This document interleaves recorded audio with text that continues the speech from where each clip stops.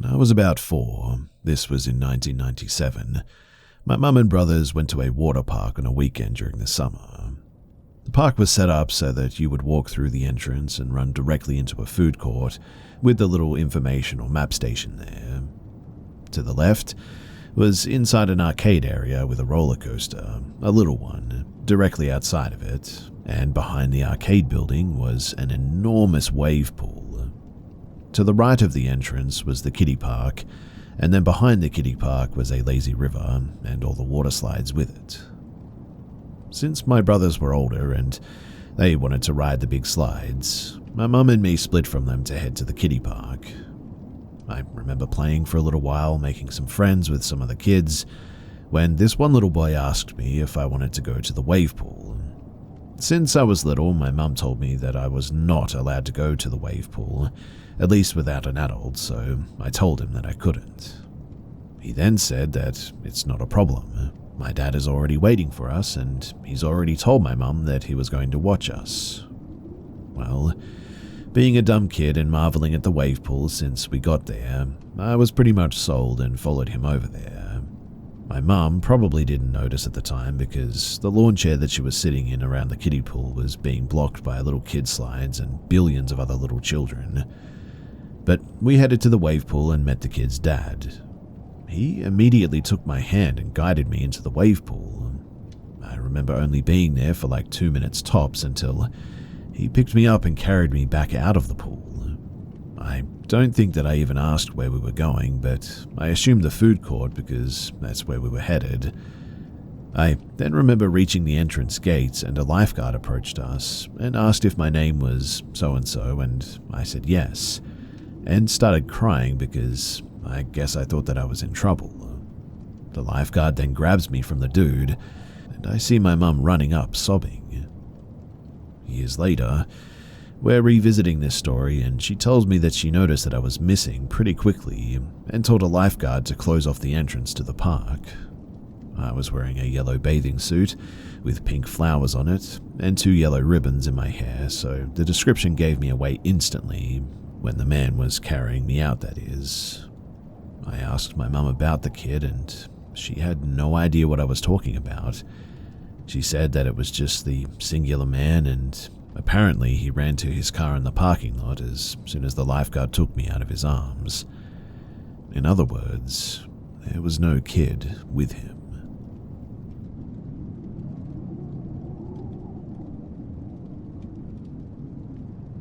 One night, while I was about 17 or maybe 18, I was living in this old Victorian home on the top floor. I lived alone. You could afford to live alone back then. And it was a creepy place. I loved the upstairs. It was very nicely done, and it was only $279 a month, close to the downtown of the city that I was living in. Now, one night, I was unexpectedly in for the evening. I had a full-time job, a part-time job as well, and a very active social life, so being home alone was pretty rare for me. It was raining very hard that day, and I remember looking outside and watching the puddles get bigger and bigger. I went to bed quite early. Suddenly, though, I woke up abruptly after what felt like I had been sleeping for a long time. It was completely dark, almost pitch black in my bedroom. There was just a bit of light in the corner of my room from the streetlight outside. I looked to my digital bedside clock. I had only been asleep for 5 minutes at the most, though. I kind of got chills then, and I heard what I can only describe as like a hissing sound.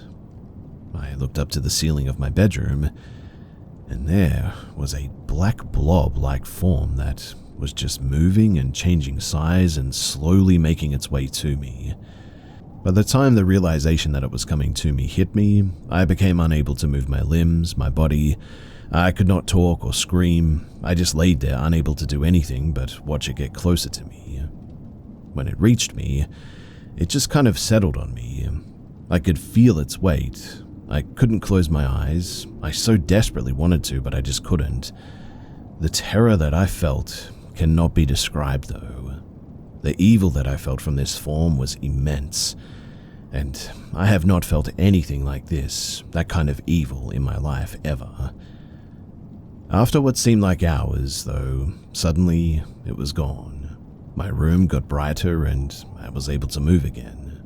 I checked my clock, but again, only 5 minutes had passed. This experience happened 2 more times while I was living in that old Victorian house.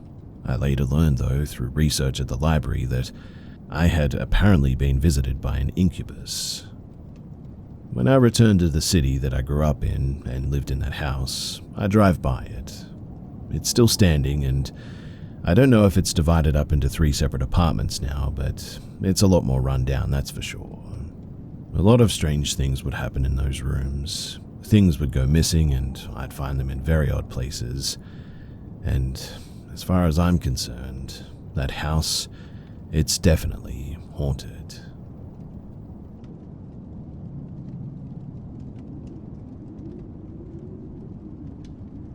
I was traveling with some friends on some 4x4 trails in southern Idaho. We were camping out one night, singing music around a campfire for quite a while, and my friends decided to go to bed eventually. My ex and I stayed up a little bit longer, hanging out around the fire and just enjoying the atmosphere. Then suddenly, everything just got dead silent, like the world got put on mute. I'm no stranger to this phenomenon. It generally happens when there's a predator nearby, and being in bear country, I had my bear spray on me, so I wasn't too worried.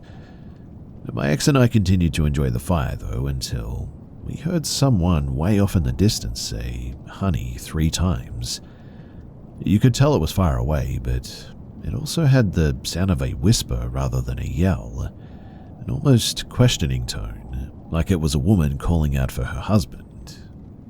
My friend peeked out of his rooftop tent and asked if we were the ones calling out, but we weren't. The weirdest thing, though, is that it just didn't sound right. More so something that sounds like a woman calling out honey, but not actually a human woman. I couldn't put my finger on what it was, but the more rational side of us decided that it may have been a hiker or something. The moon was full, so the idea of a couple hiking at night, especially since we weren't too far from the nearest town, wasn't too unlikely, I guess. My friend and his girlfriend, they decided to rejoin us for a little bit, and they also commented on the lack of wildlife sounds. We sat for a few more minutes before, again, hearing that honey sound. My friend agreed that it didn't sound right at all. He called out hello just in case there was some poor lost woman somewhere, but nothing responded. A few minutes later, we heard the same call, but from the complete opposite direction. With how far it sounded, there is just no way some lost hiker could have circled all the way around our camp that quickly. We lit up our floodlights, and we quickly booked it out of the area, and ended up cutting our overland trip very short. I still have no idea who or what made those noises, and it really still creeps me the heck out. Honestly, too, I'm really not sure if I'll be traveling to southern Idaho ever again.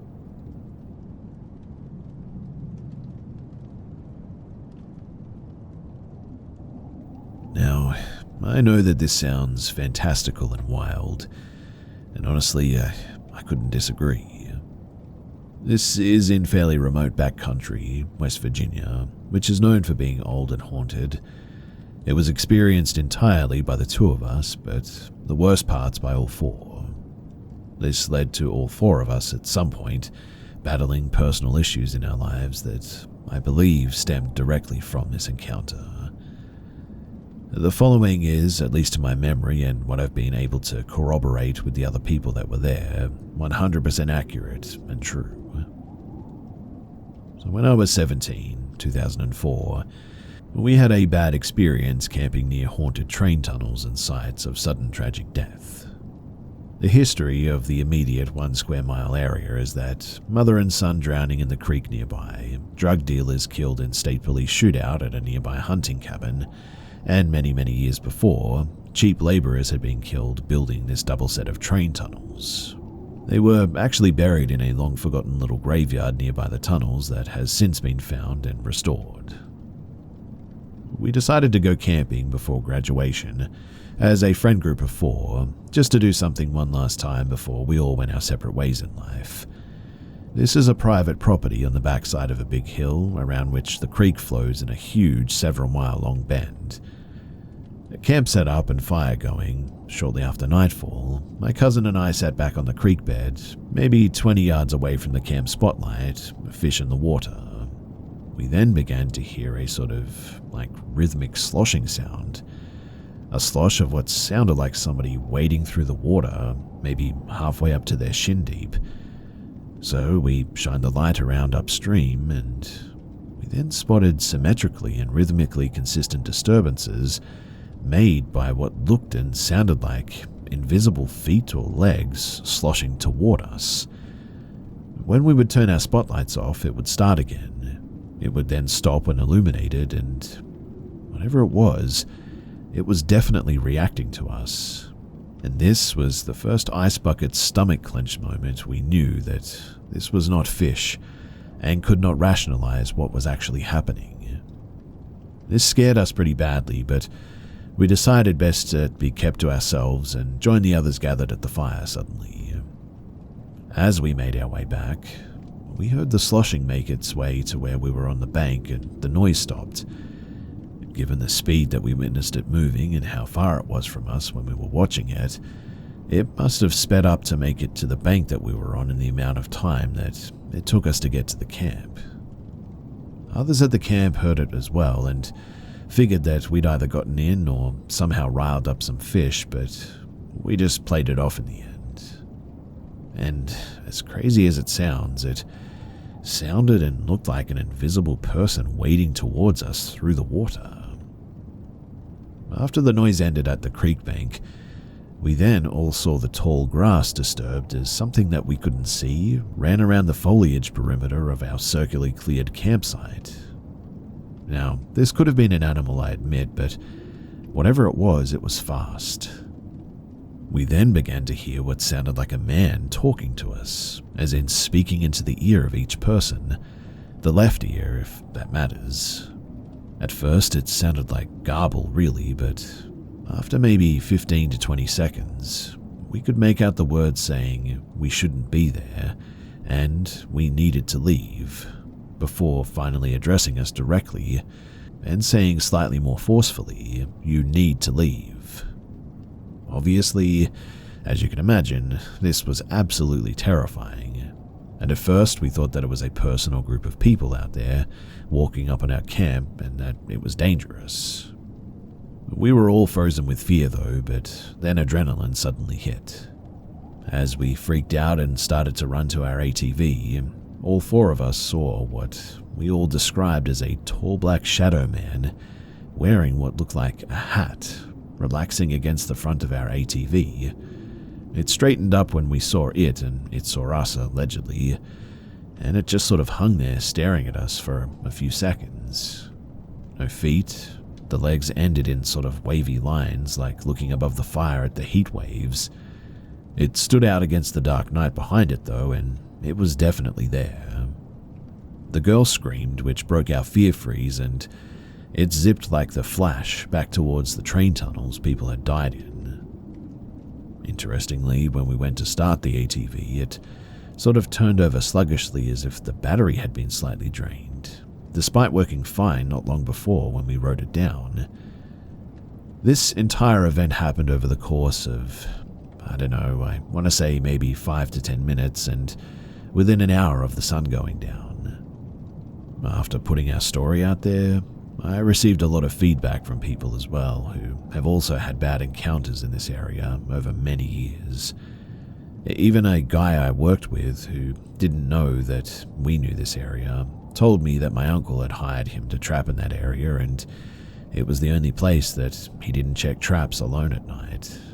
He said that it was almost like the animals leave the place at night and it was completely quiet out there. No less than a month later, my uncle who owns the property was up on the hill raccoon hunting at night with a dog. At some point, the dog was on a rock face up above him and actually knocked a large rock loose that fell and struck my uncle in the side of the neck.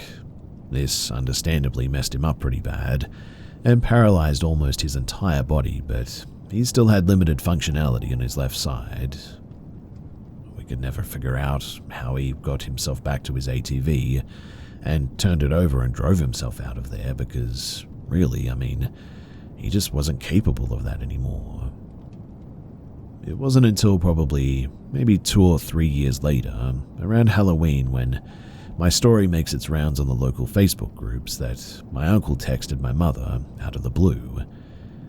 You have no reason to believe my uncle's character reference, but honestly, he is a salt-of-the-earth, hunting, farming, working sort of man, even working past his retirement as a millionaire. He's honest, funny, and just incredibly a stand-up guy.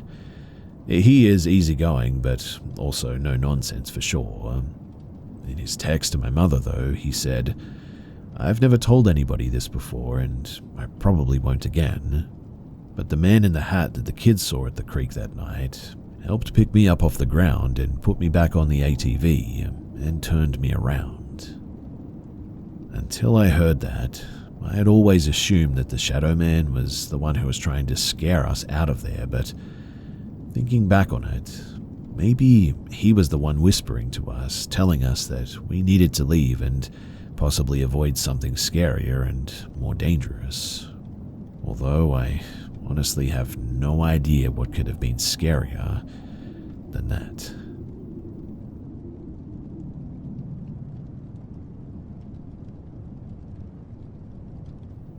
So I just wanted to come on here and talk about my house and some of the weird stuff that's been going on recently in it. I've lived in this house alone for about 5 years now, I would say. Nothing really noteworthy happened until 2021, and it really wasn't anything crazy. Like small stuff. My garage door would be open when I thought that I'd closed it. The sink is running, cupboards open, etc. I started noticing other stuff happening around that time as well, though. I would think that I'd hear footsteps around my house, but it was always something that I thought that I could play off as just being tired since I work full-time along with college and all that. It didn't happen all too often as well, so I didn't really worry too much about it. But it started to become more frequent as years have gone by, and recently a few things have happened that have definitely got me pretty spooked, to the point that I've stayed at a friend's house because of them. I'll share them now, but I'm really not sure what I want out of this. Maybe some clarity or something, or some advice on what to do, but yeah, here's what happened. So the first thing that happened was around August of 2024. I was sitting in my office room doing some homework and playing some music. I started to hear what I thought sounded like a woman at my door. Now, I note, my next door neighbor is a single mother and she goes on walks past my house literally every night. Figuring that she might be at my door asking for something, I open the door, only to find no one there. I close the door and sit back down, and over the next week or so, I started hearing what I thought was a woman talking just out of earshot. I would think that it was my TVs, but I keep them off when I'm not using them. I was pretty stumped and frustrated over it as well. It all built up to one night where I'm laying in bed and I hear this same voice, lady just out of earshot, talking at my bedroom door. Tired and creeped out, I jumped out of bed to check, only to find when opening my door, nobody was there. It chilled me enough to where goosebumps formed. I locked my bedroom door, which I never do, and got back into bed. Maybe 5 minutes later, it started happening again. I got back up and literally screamed, "Leave me alone," packed a bag, and I ended up spending the night at a friend's house a little ways down the street, and it hasn't happened since. The next incident happened about a month ago. Doing homework in my room, all of a sudden my home phone starts ringing. Problem is that I haven't had a phone connected since the hurricane swept through Florida, and have had no reason to put it back in. I quickly jumped out of my bed, shuffled out to check the phone, and sure enough, it's ringing at me. I picked it up and it immediately died. I have absolutely no clue how this could have rung as well, unless the phone battery is jacked up or something. Since then, I have thrown the phone away because, to heck with that, right? Now, this next one is the one that made me want to come on here and talk about my experience thus far. This happened about a week ago. So, I have a boxer puppy who turns 1 on Saturday, by the way, who is usually pretty relaxed. I've never seen him frightened because, frankly, he just doesn't even know what's going on half the time. It's probably about 1 or 2 in the morning. I'm chilling in my kitchen. Knox is laying next to me, probably wanting my food. Eventually, he walks away, and as I finally indulge into said food, he stops about 6 feet from my garage door and starts growling. Like, tail up, looking like he's going to bite someone, kind of growl. Mind you, I've never seen him growl like this, not once, so I was a little bit freaked out from the get-go, to say the least. I try calling him back over, but he is absolutely dialed into whatever he's growling at. I start walking over slowly to him. I turn the corner to look at my door, and it literally slams. It sounds like a giant object slammed right into my door, loud as anything. My dog jumps back and runs to go hide in my room. I, on the other hand, open my door, run into my garage to see if someone had tried to break in, only to see that everything was perfectly quiet. The door was fine too. Needless to say, I grabbed the dog up and we drove to stay at my friend's house for the night again after that. Since then too, I've been on edge the past week being at my own home. It feels like I have to watch my back constantly now because something just might happen. I'm losing sleep over this, and honestly, I really just don't know what to do at this point.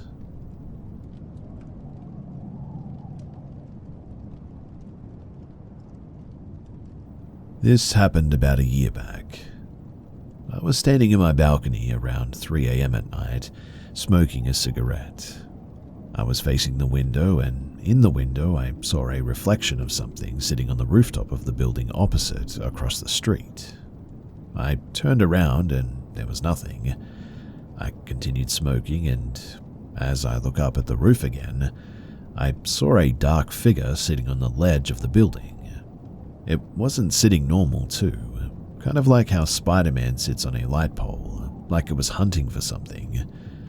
I kept looking at it, trying to figure out what it was and if it's really what I think it is, or am I just sleep deprived or something.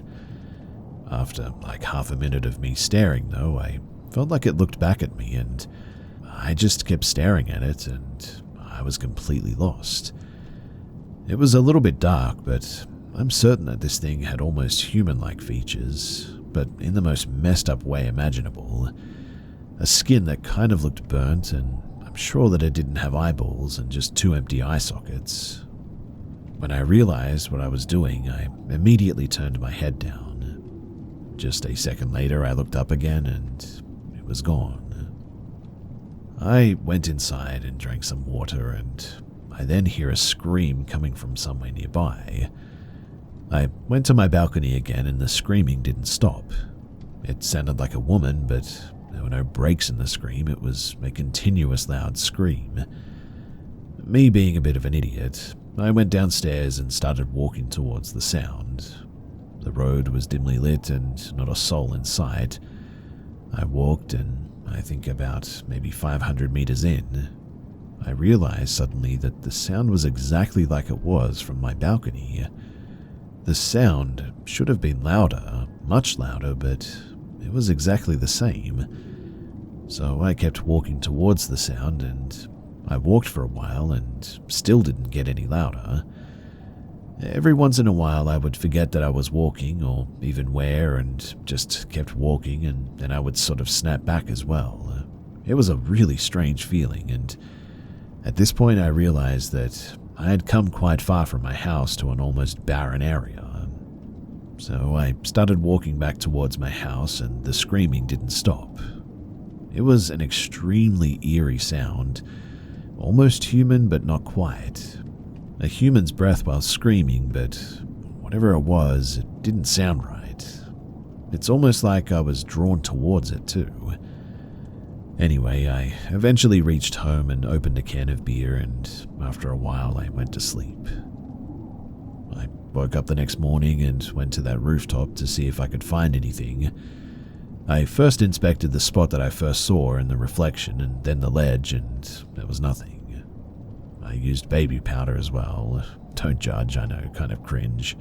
And a transparent tape too, to see if I could find a fingerprint or find any cells in the sample, but in the end I found nothing. Now, here's the thing though. I don't really believe in ghosts or the paranormal, like, at all. I honestly still don't because, well, I'm just a scientist at heart. But I cannot for the life of me find an explanation for this incident.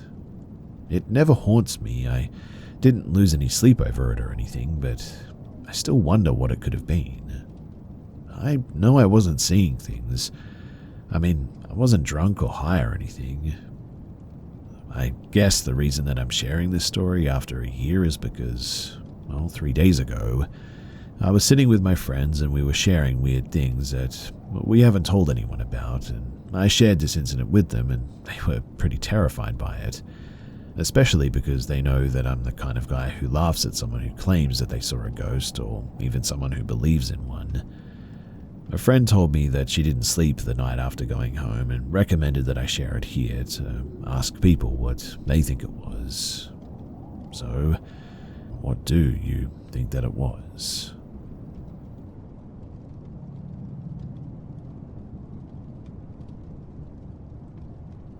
I'm sharing this because I found this place tonight and I thought that I would share something that I've experienced probably around 2005 to 2006 when I was about 10 to 11 years old. I've never told anyone about this and I always felt the need to though. It's just one of those things that I'll always remember, I guess. So, when I was a kid, we used to go on these monthly vacations in August to a beach town here in Portugal called Sesimbra. It was always very fun, going to the beach every day, playing football with my cousins, going out for dinner to eat seafood. Honestly, it was a really great time to be Portuguese and travel in your own country. Anyways, this old lady would arrange us beachfront apartments every year, and it would vary, some worse, some better. There's this huge building at the end of California Beach, though, which seems to be falling off the edge, and there's these sort of wooden stairs that you need to climb to directly access the building from the beach. If you've been there, then you'll know what I'm talking about, but we were spending the monthly vacation on this building specifically, on one of the top floors. I believe it was the 8th floor, and I used to sleep in the living room couch, which had access to the balcony. I cannot remember sleeping alone on a regular basis, mainly because I was really scared of the dark and being alone at that age. Usually my dad would sleep there as well, while my grandparents stayed in the only bedroom. However, I can't remember why he wasn't there this particular night. But since he worked a full-time job, he would often stay only for 2 weeks instead of the whole month, so it's probably why, I would guess, but anyway, all of that is to say that I was sleeping when I woke up, startled, and I couldn't move. I was conscious, and I don't think it was sleep paralysis or anything like that. I was just terrified because of what I was hearing and seeing. It was a loud buzzing sound and a sort of light blue light covering the whole living room. I swear to you as well that I was so scared that I just couldn't face it, because I felt like this presence, or whatever it was, wasn't good. I don't think it was evil or demonic or whatever, but just terrifying and sort of threatening. It seemed to be some kind of a UFO just hovering near the balcony. I promised myself not to move until it was gone, and then the weirdest thing is that I cannot remember if I fell asleep again or if I simply waited for it to go away, but the next thing that I remember is that it was morning. What I do remember, though, is thinking to myself, this isn't a dream, this is real, and I won't forget that this is really happening. So obviously I remember that part, but as for that time gap, I have no idea what happened. Anyway, this felt good to get it off my chest after so many years and finally voice it and tell some other people. If you have any input or if you would like to share any thoughts, then please do.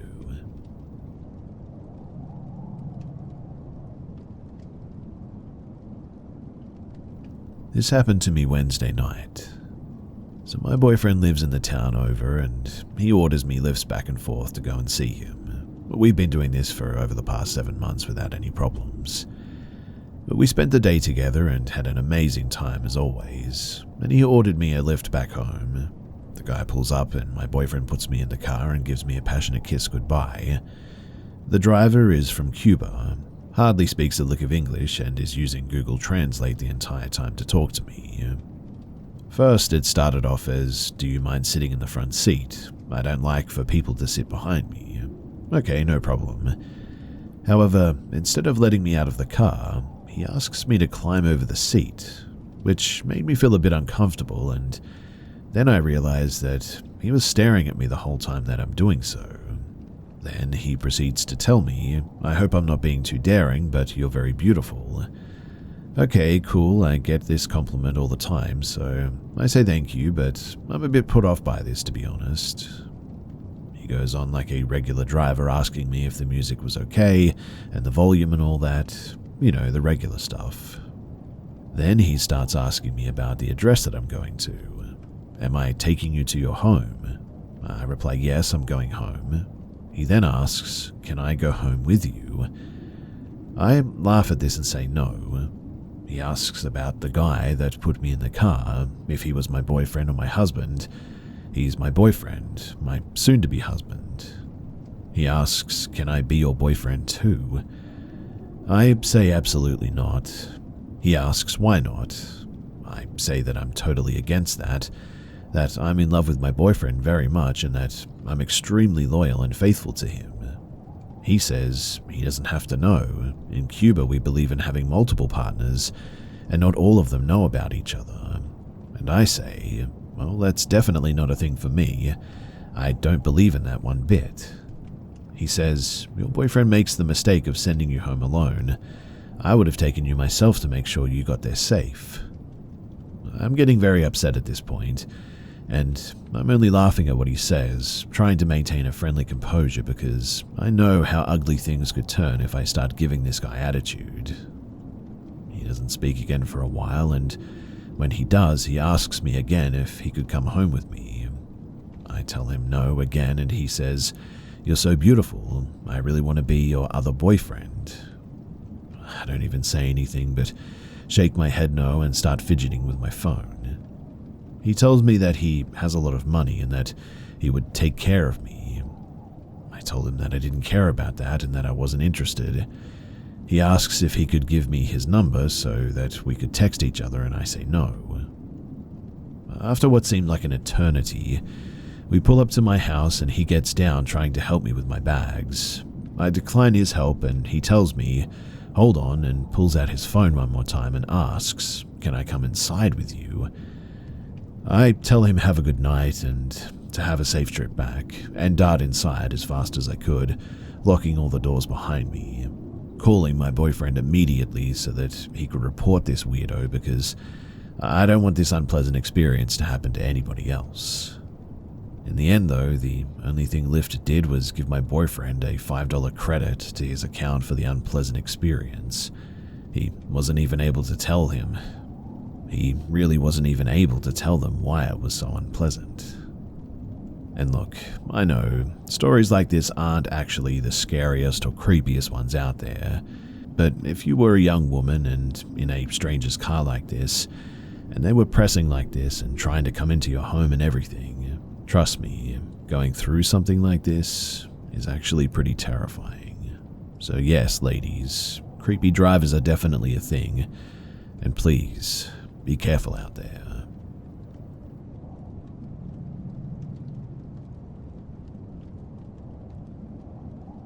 So I'm a man living alone in an apartment, for reference. I was walking into my building this evening, and a lady that I've never talked to before and rarely even seen said hello. I'm personable and polite, so I said hello back and went to walk into the building. Then she asked how I was and how the weekend was going. I assumed it was just some friendly small talk, so I obliged, and then immediately she asked where I worked and how long I've lived in the building for, which threw me a little bit but seemed innocent enough.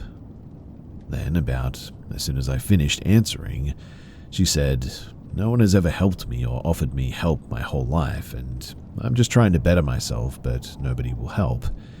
People don't ask me to go out and do any fun things, and I like to do fun things." So I just kind of stammered something about how that's rough or whatever. Again, immediately once I stopped talking, she started up the same thread, a bit frustrated and exasperated. "I don't have any friends. No one offers help. I'm just a nice person." I'm paraphrasing, but that was basically it. This whole time she's like barely blinking though, won't break eye contact, and is kind of cornering me as well. My hair on the back of my neck is up and my skin is crawling, and my super came out and said that she needed me for something and got me inside. She then told me that I really shouldn't be talking to her. I said that I thought maybe she was just lonely and socially inept, but she said to avoid her. Women like this seem to have a good instinct about dangerous or unhinged people, so I plan on following her advice, but as someone with friends on the spectrum and having worked with the mentally disabled in my life, I at first thought that maybe it was just that. Now, it's been a few hours and honestly, I still cannot shake this uneasy feeling. I thought that I would ask anybody here if they knew what this might be, or maybe if this is ringing any bells or setting alarms off for anyone, because I don't want to treat someone who is just eccentric as a pariah, undeservedly too. But honestly though, I would be lying if I didn't say that my gut is screaming for me to be careful.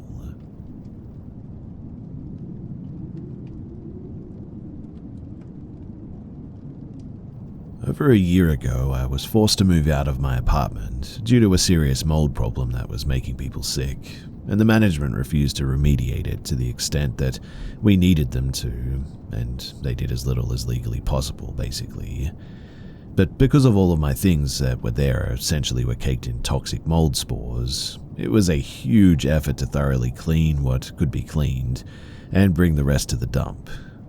We didn't thrift them because, well, the contamination was either too difficult or just not possible to clean certain items, like couches and mattresses and things like that. But anyway, my sister-in-law was helping me sort through everything that I owned to determine what was worth keeping and cleaning. I lost most of my belongings at this stage, but while we worked, she kept saying that she felt uncomfortable in certain rooms and couldn't shake the feeling. I didn't think too much of it. We were alone at night, and I suggested that we move out to the brightly lit porch instead. Every now and then she would turn back inside to grab a box or a tool or whatever, and then she said that she saw some shadow figures. She said that she didn't say anything earlier because it might have been her imagination, but now apparently she was sure. Well, we had done a lot of work, so we decided to just wrap things up and leave in the end. Now, on the way back to the car, she glanced back at the unit and she froze. She then says, "Look in the windows. You don't see that?" I didn't see anything out of the ordinary at first. She then held firmly onto my arm while trembling slightly and said, "How do you not see that? It's right there." She was apparently seeing a shadow figure, clear as day, looking right at us. Now, I may not have seen anything or felt anything, but just the fact that she was just standing behind me, gripping my arm harder and harder, and now had tears in her eyes. This woman is no actor. She was genuinely terrified. So now I was a little bit spooked myself. We got into the car and we left, and she said that the thing followed us with its face. I don't think that she could see discernible eyes, though, as we drove past it. We said some prayers to St. Michael and others, and really, that was about it. Now, could it have just been the mold problem? Maybe, but as far as I know, the mold in there, it really shouldn't have caused anything like that. Could she have just been seeing things? Possibly, but why the reaction like that? To this day, I'm really not sure what happened, but all I know is that it was a bit of a scary experience, and to be honest, I was glad that I was leaving.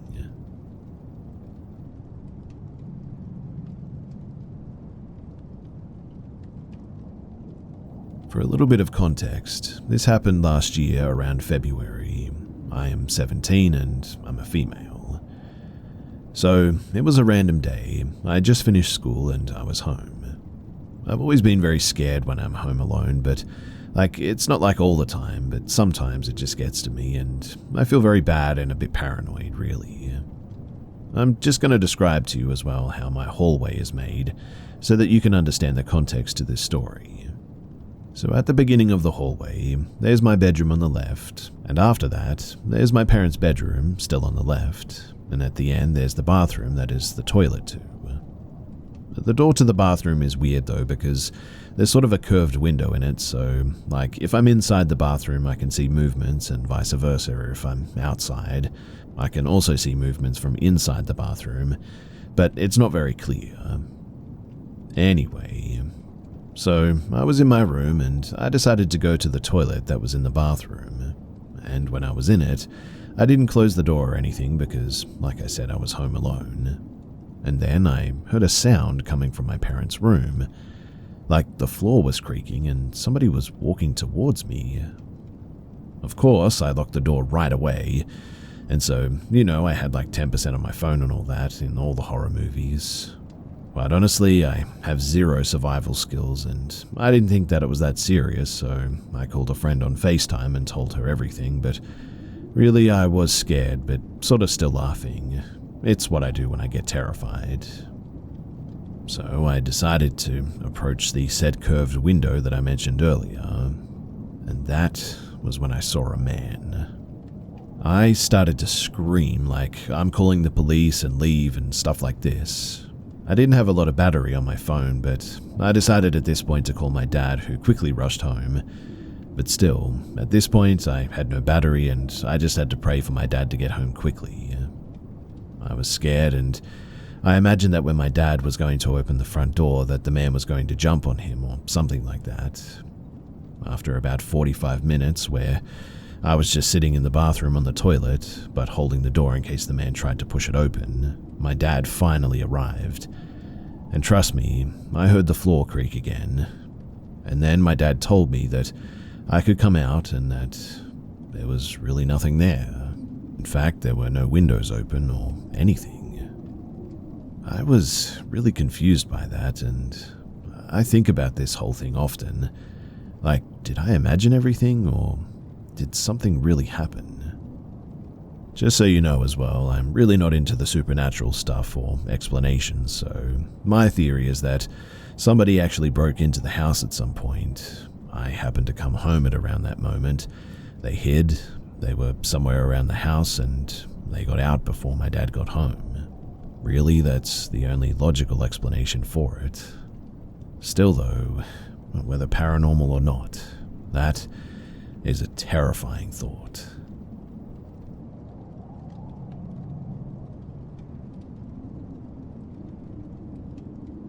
About 6 or 7 years ago, a friend and I were on our way to visit another friend of ours who had moved to a small town for a teaching job in a state high school. All of us grew up in the same seaside state capital, and the small town in question is about 120 kilometers of bad road, curvy and slippery, but through it is a very scenic route as it goes through hills and also a natural reserve. Now, I cannot remember much of the tree prep per se, but really it doesn't matter too much. I was driving and we hopped onto the highway that goes inland. Rain was pouring down and we were listening to Black Flag whilst talking about music when I stopped at a gas station because the gas was getting low, and this friend and I, we're kind of charmers, so we start some small talk with the cashier and I mention that we're going somewhere. The cashier then mentions a shortcut through a dirt road instead of the usual highway, citing that it would cut 30 minutes short off the trip, but that it wasn't really that safe given the weather conditions. I emphasized that it was raining hard, but we were both idiots and, at the time, drunk idiots as well, so we kept an eye on the entrance and took the shortcut. It was a rocky road that cut through the Atlantic forest, probably illegal since it also cut through a national park. Due to the heavy rain, as you can imagine, it was especially rocky and muddy, so I had to keep a steady speed of about 5 to 10 kilometers per hour, in a Ford Ka 2015, mind you. There was not a single light in sight as well. Not a house, not a street light, only the car headlights showing nothing but water pouring down, and a disgustingly horrible road ahead. We were joking about how the rain stopped, and my friend said that he wanted to take that chance to take a bit of a leak, so I just stopped in the middle of the road and I told him to hurry up. He then covers his shoes with a pair of plastic bags from the beers that we bought and goes to the front of the car. I honk a few times just for the heck of it, to take a few laughs of the situation, and he moves a little bit forward where the headlight sort of doesn't hit him anymore. And it took the time to light a cigarette to hear him kind of exclaim, sort of yell in fright, I guess, like when you're taken by surprise by something. And the guy ran back to the car, slipping and falling on the ground and messing up all of my passenger seat with his muddy pants and slamming the door. He then looks at me and says that he saw what he believed was a mountain lion or something like that, and that I should slam the gas and get the heck out of here. Obviously, I couldn't do that because of the conditions. Also, it would mess up my car's suspension. Instead, I turn off the music, we wait a little bit, and nothing happens. But after about 20 seconds, we both see a huge, and I mean absolutely massive figure move between the trees. It was at least 2 meters tall or so, and we couldn't really see much of it, only black fur and the eyes that reflected the car's headlights. But as fast as we saw it, the thing went left and back into the woods. I think that I speak for both of us when I say that we were absolutely frozen and ecstatic all at the same time.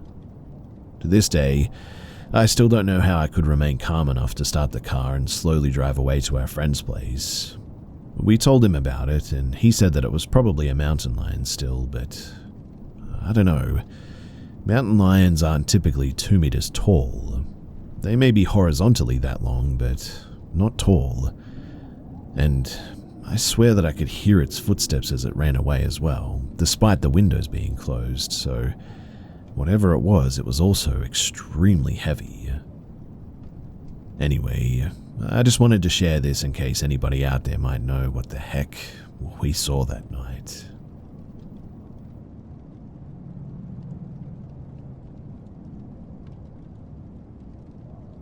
I was born and raised in Denmark, but I originate from Macedonia, and my whole childhood we mostly visited Macedonia by car, rarely by plane, which is a 2-day trip. We always either ended up sleeping in Hungary or Serbia as well. My parents always preferred to spend the night in Subotica, Serbia, the first city after the Hungarian-Serbian border, because many travelers had had bad experiences, including my grandparents, with robbery in that region of Hungary. Now, I was about 8 or 9 when this happened. We got a motel in Subotica, don't know which one, but we got 2 rooms. My brother shared the room with my father, and I shared it with my mother. The motel room was pretty standard. Right to the entrance was the bathroom, and the entire wall on the left of the entrance were wardrobes, drawers, and in between those, there was a table with a mirror above it. There were 2 twin beds, which I didn't like because when I was a kid I couldn't sleep without feeling that there was a person behind my back as I sleep on my side. I used to sleep in my brother's room even though I had my own room, but my mum slept on the bed closest to the entrance and I slept closest to the windows. As I said, I couldn't fall asleep because I was scared to turn my back to the open, so I was just sort of laying there on my back listening to my mum snoring. I was awake for a long time, trying desperately to fall asleep on my back, and At one point, I heard a crack near the entrance. I calmed myself down because, it's old furniture and it cracks, right? Plus, that often happens at home anyway too, but then the drawer closer to the beds, on the left of the mirror, cracked even louder than the one at the entrance. At this point, I was really scared. I probably stopped breathing to hear if anything else was going to happen. I always hold my breath when I'm scared and focusing at the same time. But it was quiet. And instead, I see a silhouette in the mirror. Not on our side, but inside the mirror, pass slowly. It was like grey smoke almost. It went from left to right, and when it went out of the frame, it was very quiet for a couple of seconds. And then the wardrobe on the right side of the mirror, it made a huge bang, as if somebody had punched it with all their force. I was obviously scared, and I didn't move nor close my eyes. I just stared at the wall for hours before, eventually, I must have fallen asleep. Now, you might wonder why I didn't wake my mum or start screaming, and to tell you the truth, I really don't know why either. My parents always told me ghosts aren't real, so I'm guessing that was probably the reason. Because I am mostly scared of not being believed, which is also the reason that I haven't spoken about this to many people. Another reason was that I am a boy, and when I was little I had been told to man up a lot. So I didn't want to show any signs of weakness, I guess, and another reason too was probably also the fact that I was too scared to move or do anything. I was completely frozen. Today, I wish that I had said something to my mum, though. As a kid, I thought that both my parents didn't believe in the paranormal, but now I know that my mum does. My dad doesn't, though. So in recent years, I told her, and she said that I should have woken her up, but she also said that I was a kid, implying that I don't remember the situation all that well.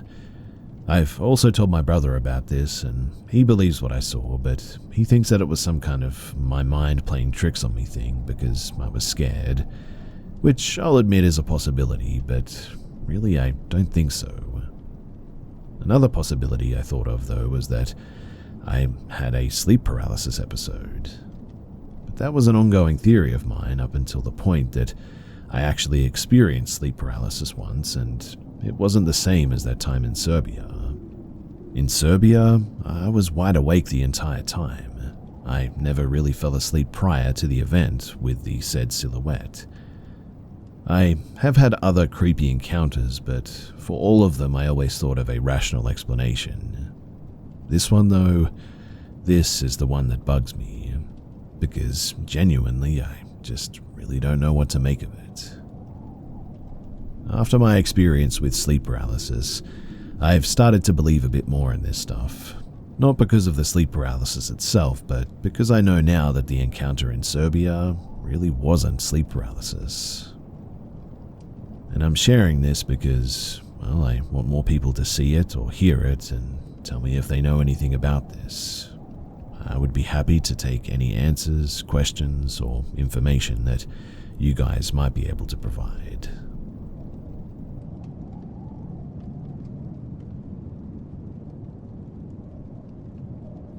I work at a big retail store as a self-checkout host. But most of my days are spent walking laps and listening to customers saying things like, "I don't work here," or "Why aren't you on the register?" I understood their frustrations. Usually, there would be 2 or 3 of us at the self-checkout, and maybe 2 manned registers open. We got a new guy in. His name was Terry. Terry always wore a mask as it was 2021 and COVID was still COVIDing. I was training him, telling him to stock candy in bags and all that. He would ask questions anyone would ask, if I'm in school, if I have a girlfriend. I lived in a small city or big town that had a good college. Students from all over the country would come and usually wound up with prisons or retail. I usually asked the same questions too. I told him no on both accounts, and he then asked if I ever went hunting. We had a lot of woods and a big forest around town. No, I don't really like guns. He said that he'd have to take me one day, though. A few days go by and he's over on my side again. He asks if I have any family in town, and if I did, do they live close? I live 3 doors down from my mum. He starts talking about hunting again, how he was out with his buddies and started using pack tactics, where they would box in the prey and finish off. Weird for deer, seeing as they flee at the first sound of any noise. He's off for a few days though, because new hires have problems getting hours for the first 3 weeks. I talked to one of my coworkers, and they tell me that he asks a lot about me. The next time I see him, his questions are very telling. How tall would you say you are? How much do you weigh? How well do you know the woods past so-and-so street? I'm a pretty big guy at 6 feet and 300 pounds, and when he brought up hunting again, a creepy thought would send a chill down my spine. Come on, man, you'd like it. Just some good old boys shooting and stuff, late at night, in the middle of the woods. But then, the real fun starts right before dawn. They won't know what hit them. The mask hid most of his face, but I could see it rise when he smiled. I don't know why he thought that would be a great way to convince someone. Other than feeling like they were about to hunt me, it sounded like I would have been bored as heck out there. I must have made a face or something, because he turned and walked away pretty quickly. I told a couple of co-workers about it, but that was really the last day. I never saw him again after that, because he just left and never came back. And honestly, I'm kind of grateful for that.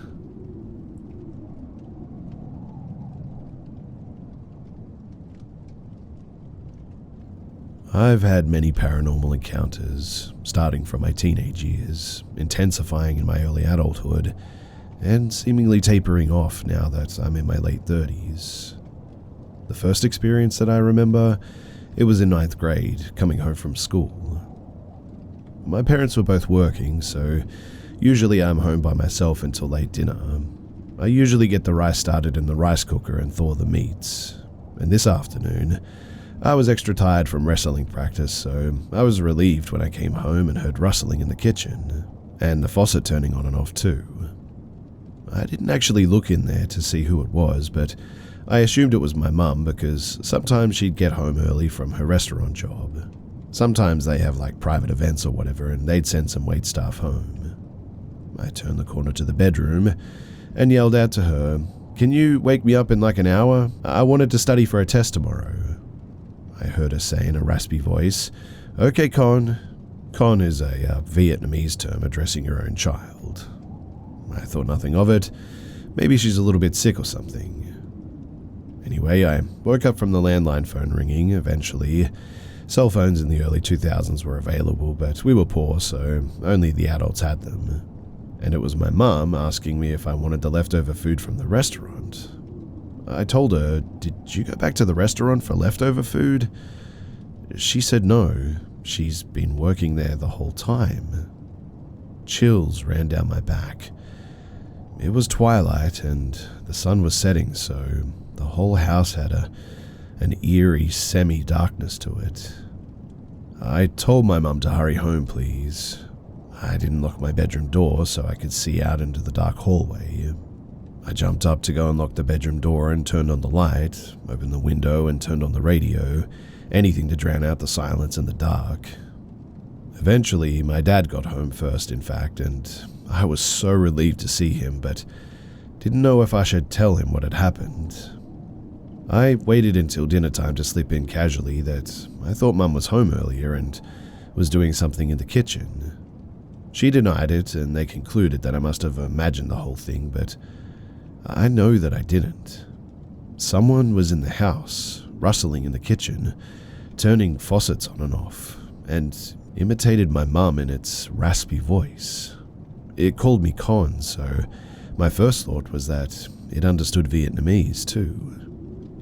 No relatives that we knew were going to come over, nor did they have the keys to get into the house anyway. To this day, I still don't know what it was, or how it mimicked my mum's voice.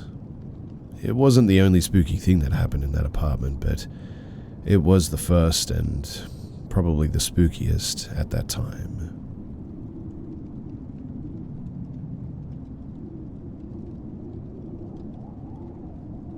Late April of 2022, me and a few friends went on a road trip through southern Illinois. We passed by Shawnee National Forest and stopped at the Trig Observation Tower. After soaking in the beautiful view and smoking a few joints with a random stoner couple that we met on the way up, we parted ways with our smoke buddies and headed out toward our campsite for the night. It was getting late and we were driving down these back roads as the sun was setting.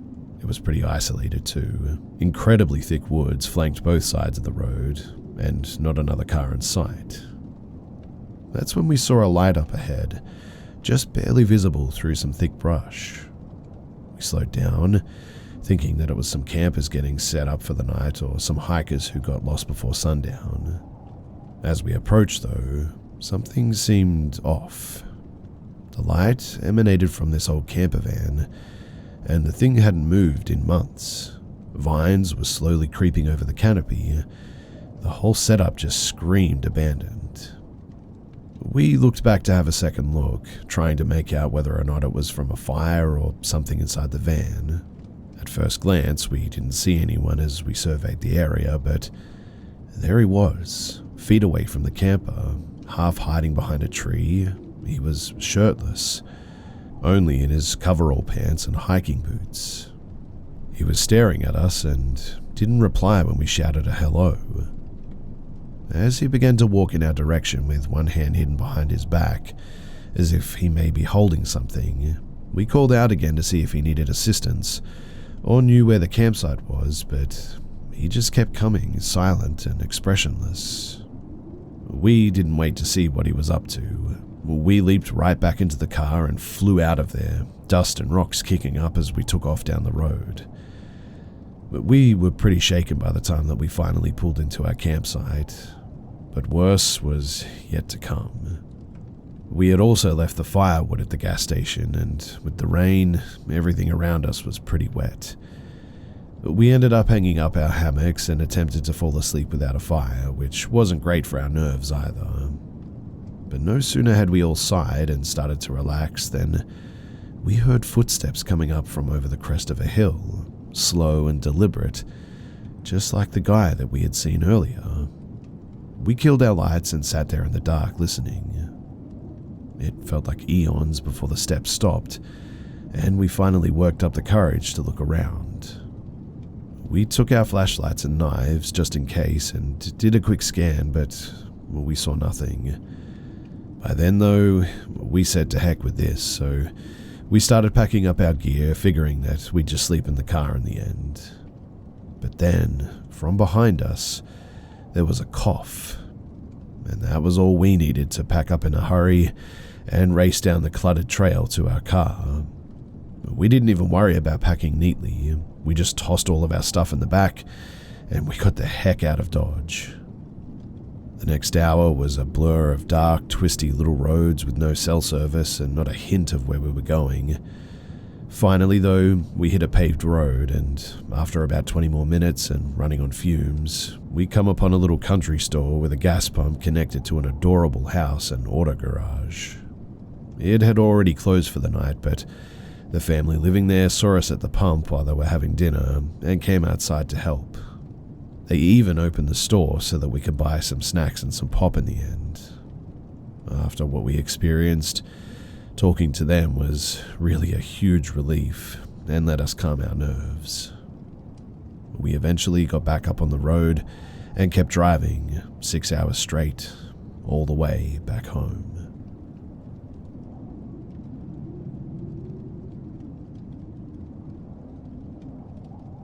During high school, both my parents worked and I would be home alone after school until around 7 p.m.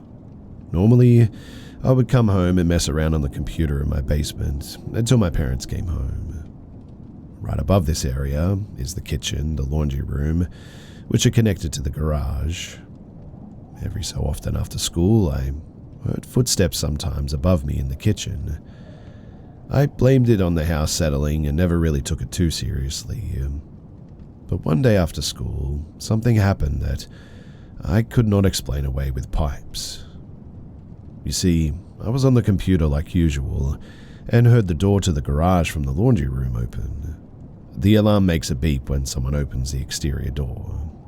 Then, there were footsteps from the laundry room into the kitchen, and the sound of a woman chatting loudly like she was talking on a cell phone.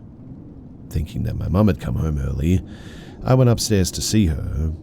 When I opened the basement door, I was greeted with a pitch-black house. I called out, "Mum?" Silence. Hello?" No response. Now, scared out of my mind, I turned a few lights on and looked around. That's when I discovered that all the doors were locked.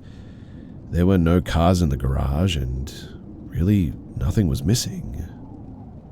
At this point, I was freaking out a little bit and went back to the safety of the basement. Weird, I know, thinking that the basement is safe, but once my mum came home, I asked if she was home earlier, and of course, she said that she wasn't.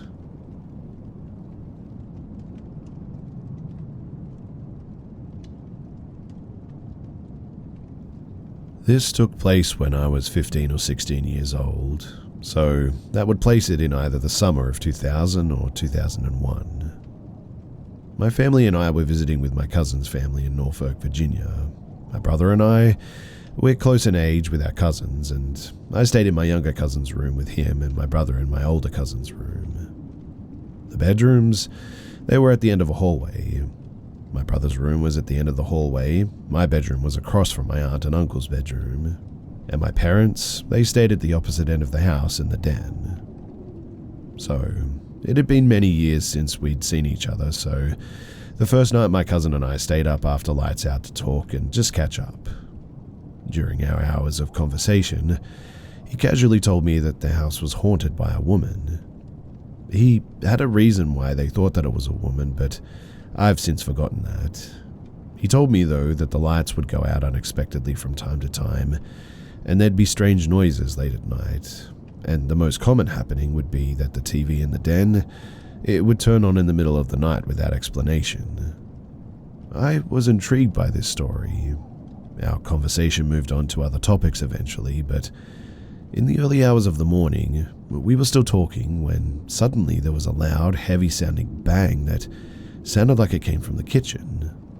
We fell silent and listened as we heard what sounded like footsteps, slowly coming down the hallway towards the bedrooms. The floors were hardwood, and to me, the footfall sounded like a small child that has put on their parents' shoes.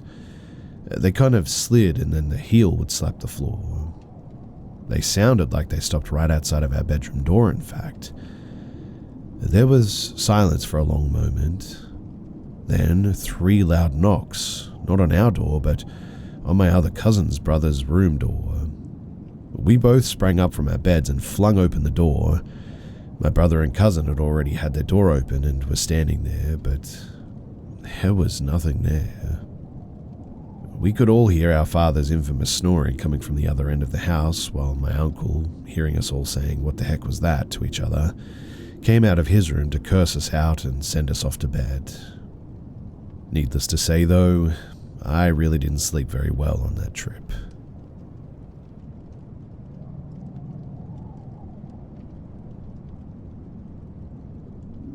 I've dealt with paranormal experiences throughout my life, and I am now convinced that some kind of spirit follows my family from time to time. It usually just shows up as little shadows peeking around corners, or strange noises in the middle of the night. But there's one experience that still freaks me out to this day. I was younger when it happened. So, I was home alone with my younger brother. We had this little dog named Stephanie, a tiny ball of energy who was completely obsessed with Cheerios. We didn't give them to her often because they weren't the healthiest treat, but she loved them more than anything. That morning, I went to the pantry to grab some Cheerios for Stephanie. She was right there beside me, practically bouncing with excitement. I grabbed the box, turned around, and just like that, she was gone. I was so confused, thinking, what the heck? Where did she go? I immediately started searching the entire house, calling her name over and over. 2 hours went by, and still no sign of her. At this point, I was really worried. In a last-ditch effort, I grabbed her favorite squeaky toy, a little pig that she adored, and squeezed it.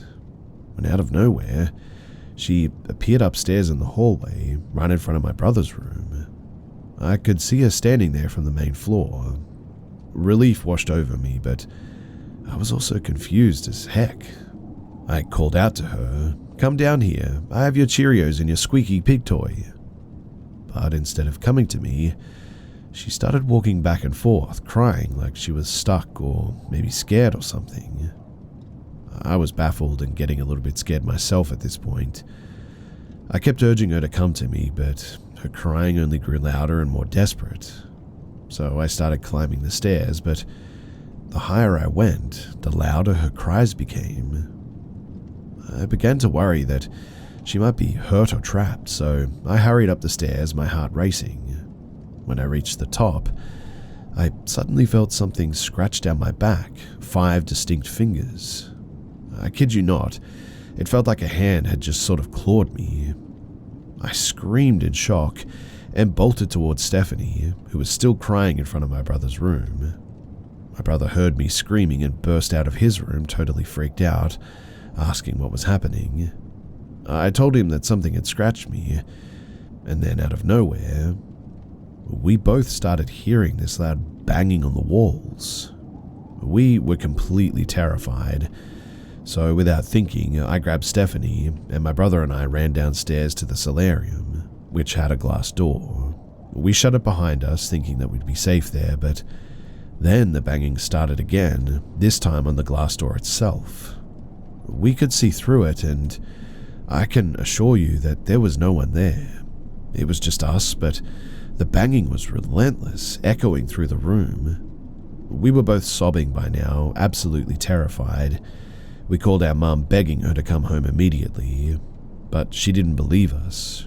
She thought that we were just imagining things or trying to prank her. Later, when things finally calmed down, my brother checked my back, and sure enough, I had 5 scratch marks running down my skin. They weren't deep, but they were definitely there. And that was really the only time that I was ever physically attacked by, well, that spirit. It makes me wonder, too, if another one entered my home that day, because it's so odd and out of character that it just seems, well, different.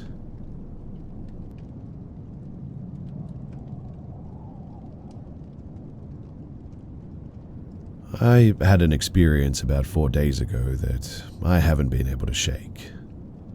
I was dog or house sitting for my boyfriend while he was away on a backpacking trip. My boyfriend's home is in a semi-remote area at the bottom of a hill, at the back of a few arches of property. He's right next to the highway, which has opposite it a small rural neighborhood. It's both very sketchy and very safe, meaning that the community is close, but people frequently keep to themselves, and there's lots of abandoned, dilapidated homes right next to very well-kept homes as well. It's a pretty typical countryside neighborhood, I guess, but I really didn't feel unsafe to agree to watch my boyfriend's property and his dog, Hennessy. Hennessy is a 115-pound jet black American Bulldog English Labrador mix. He's basically all muscle, and ever since my boyfriend and I began dating, he's become very protective of me and my own dog, Lottie. Lottie is a 57-pound poodle mix. I'm a dog groomer, so she's usually done up in pretty silly haircuts with bows and everything. All of this is to say that one of my dogs is very intimidating, and the other certainly is not. Now, because of his strength, however, I cannot walk Hennessy and Lottie at the same time on my own, and so I usually walk Lottie alone and then go back to get Hennessy and walk him alone. We do about 30 minutes of walking each, and I like to take Hennessy after Lottie at night because I feel safer with him as it gets later. This is important too because this was the case about 4 nights ago. I was about 3/4 of the way through my walk with Lottie when I got this really weird feeling that I was being watched. The hairs on the back of my neck stood up, and I looked around to see that about 30 feet or so back, There was a tall man in a hoodie standing next to an older, rundown home. I instantly thought that the hoodie was a bit weird. I live in Northern California and it's early August. It doesn't get colder than like 87 degrees in the evening, especially when the sun was still setting like it was at that time. I forced myself to brush it off though, as I tend to be fairly paranoid due to my years of reading scary stories. But as I kept walking, the sun kept setting and the streets began to slowly get darker. I would glance back from time to time and notice that the man was keeping pace with me, not breaking that 30-odd foot distance, but still. If I turned a corner, so did he. If I sped up, so did he. Finally, we reached the highway and I crossed right before a car came speeding past, hoping that if the guy was following me, this would put some distance between him and myself, which thankfully it did. But that didn't stop him from continuing to follow me. I walked as fast as I could to the house, not wanting to turn around, but now being able to hear his footsteps on the gravel. At this point, Lottie had noticed him too and started to bark and growl a bit. I forced her to keep moving and thankfully made it back inside the house, slamming and locking the door, hoping that that was the end of it. But it was not. Moments after I'd shut and locked the door, I felt someone trying to open it. The dogs heard this too and started barking because they always do when someone is at the door. There's no peephole on my door, but I can talk to whoever is on the other side because it's a pretty thin door. So I yelled out and asked who was there. Through the barking, I could hear a man's voice. "I love your dog. Can I meet her?" For some reason, the way that he said it was just so creepy. It was like there was nothing behind it, kind of like he had rehearsed the line or decided to say it beforehand. I yelled back no and asked him to please go away. He paused for another second and then again said, "I love your dog. Can I meet her?" He starts trying the door handle again, this time pushing up against the door. By this point, Hennessy can tell that something is wrong and so can Lottie. The hair on the back of Hennessy's neck is standing up and he is gnashing his teeth while growling. At that moment, I don't know what possessed me, but I threw Lottie into the bathroom behind me and grabbed Hennessy by the collar, keeping him close to the door with me. He's still barking and going crazy, mind you. I hear the man repeat that he wants to meet my dog, and I yelled out leave, and he paused and then slammed into my door. I would say too that the door moved at that moment. I unlocked the door and opened it just wide enough that Hennessy could get about halfway out. He's going bonkers at this point. My hand is starting to hurt from holding him back, and I can hear his teeth clacking as he ferociously chomps toward the man. And well, this dude was not expecting Hennessy. He stumbled back, almost falling over, and cursed as he scrambled to stay off the ground. He didn't even look at me and instead booked it up the hill as fast as he could and out of sight. Eventually I managed to pull Hennessy back in and I called the cops to tell them what had happened. I never did get a good look at the guy and they basically told me that there wasn't anything that I could really do, but they did take my statement and told me that they'd contact me if anything ever came of it. Honestly though, I am so thankful for Hennessy. After all of that, I snuggled up with him and Lottie that night and cried because it had all hit me how terrifying that really was. I literally went out the next day and bought him the biggest bone that I could find from a pet store, nearly an hour away because he definitely had earned it. I also got Lottie something too.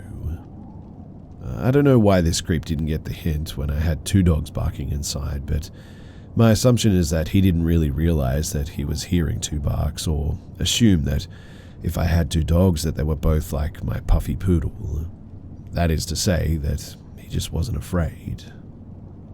I'm very thankful though that the guy didn't have a firearm, and looking back now I probably should have called the cops and kept my door closed, to be honest. But I hope that maybe because he saw Hennessy, he'll know not to come back and mess with us, because if he does, this time I'll let my big sweet boy rip him to pieces.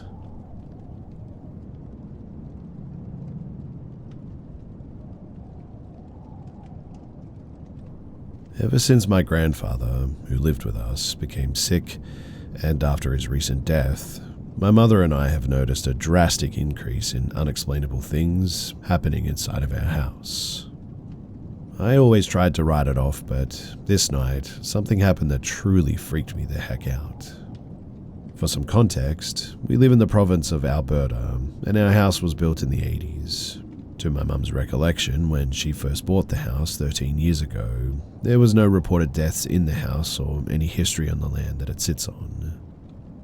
To bring everything back to the beginning of these events occurring, in December of 2023, my grandfather injured himself going down the stairs and was hospitalized. In his absence is when we, and even my grandfather, who was in the hospital, realized that something had changed inside of our home. Only days after his hospitalization, both my mother and I repeatedly heard footsteps or movements downstairs in the basement. My grandfather's room is in the basement. Many times we chalked it up to just old house noises, wood creaking, the house settling, etc. Until more physical things started happening, like the downstairs bathroom sink running, washing and dryer machines being open when they were previously closed, doors being open which were previously closed, items that were once on shelves being found on the ground, entire filing cabinets of papers spilled on the ground, lights flickering and turning completely off when in a room. Once, the stereo or radio system we had downstairs randomly turned on and blasted the radio for a few seconds before turning off as I walked past. But those were all the things that happened inside the house. But what's even freakier, and what made the rest of my family worried, are two specific instances in my grandfather's hospital room. Once in front of my mother and aunt, and a second time with just my aunt in the room. The first time happened later in the day after dinner when my mum and my aunt were there. My grandfather leaned into my mother's ear and whispered, "Who's that over there? Is that a nurse?" and pointed to the corner of the room. My mum was confused and told my aunt, and she too became confused because, obviously, no one else was in the room. They thought that it was just him seeing things because the nurse said that he wasn't all up there after his fall.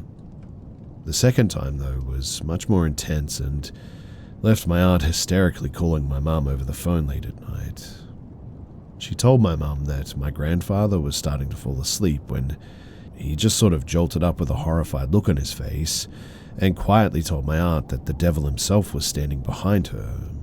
She freaked out and stood from her chair and turned and saw nothing. She calmed back down and sat back in her chair and tried to ease my grandfather. She said that he never calmed down and then loudly yelled, "He's trying to grab you." And my aunt said that she felt something touch her shoulder along with a breath on the back of her neck. She quickly called my mum soon after in a panic, and my mum advised her to go home for the night. And after that, there were no more incidences in the hospital. After that, there seemed to be less activity at our house until, well, he passed a few weeks ago. Since then, my mother and I continue to hear the odd sound, objects being misplaced, lights going on and off, in the basement, until about an hour ago, and my mum came into my room at about 10 p.m. and randomly asked if I just wanted ice cream. I said sure to that, and I went to the door to put my shoes on. My mum said that I didn't have to go if I didn't want to, so I chose to stay home in the end. As she left, she told me to lock the door behind her as I went to the bathroom as she left. I got out of the bathroom and promptly locked the door. I also want to note that our screen door wasn't locked but was definitely latched at the time. After I closed the door, I went back to my room and sat, and I just continued a game that I was playing with my headphones on. After about 10 to 15 minutes of my mum being gone, I very clearly heard my mum's voice yelling my name to come and grab the ice cream. I get up and speed walk to the door yelling, "I'm sorry, I didn't hear you get home." And as I turn the corner to the front door, the door is slightly ajar, screen door wide open, and my mum and her car are nowhere to be seen. I was quite spooked by that because the sound of my mum's voice was so loud that I heard it over the floor fan in my headphones. I relocated the door and locked myself in my room until my mum got home with the ice cream. I told her what happened, and she was also spooked, and we together searched the house in case somebody had actually got in, but there was nothing. I also forgot to mention that the majority of the time, our 2 dogs in the house never barked at anything, except for a few times in the basement, maybe 2 or 3 times. I really don't know how to end this because I'm just not a good storyteller, but the only upside is that we are moving soon, and hopefully this stuff won't keep happening in the new place that we're moving into.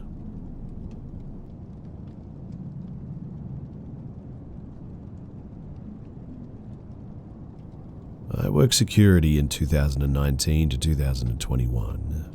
One place that I was working was a call center, and there was 24/7 guards on scene, 2 in the morning, 2 in the afternoon, and 1 overnight. On the overnight shift, there was no one else in the building, all doors were locked and all ID scanners were locked as well. I need you to understand that there was no one else in the building. There was no way anyone else could have been in the building with me. This happened in 2020 when everyone was working from home and the security team were the only people that were even in the building.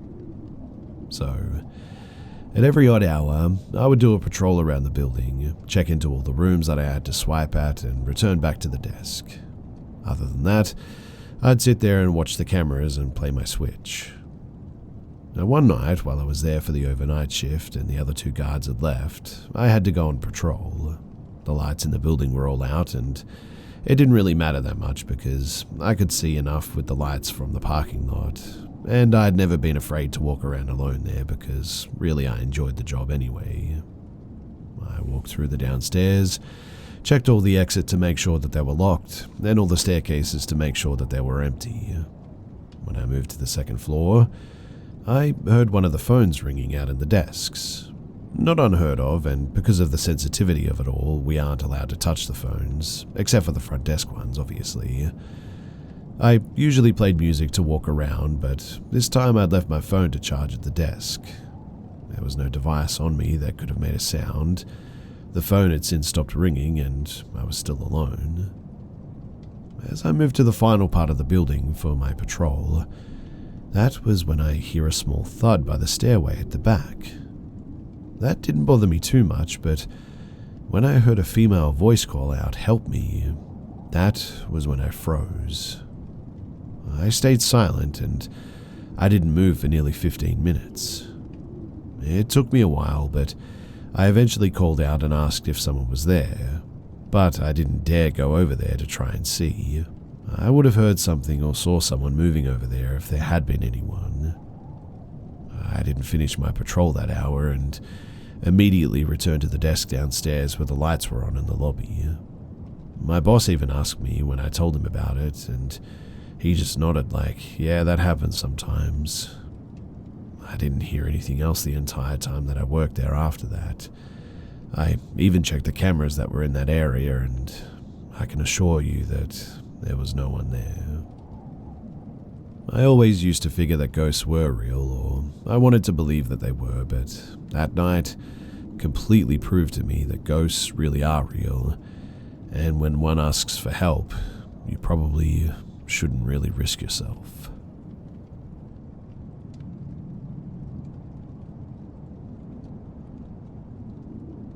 It's Obon season in Japan, a week in which the spirits of the departed are believed to return to families and loved ones.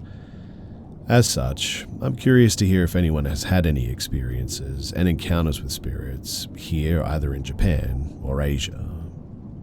Here are some of what myself, as well as family and some friends, have experienced over the years.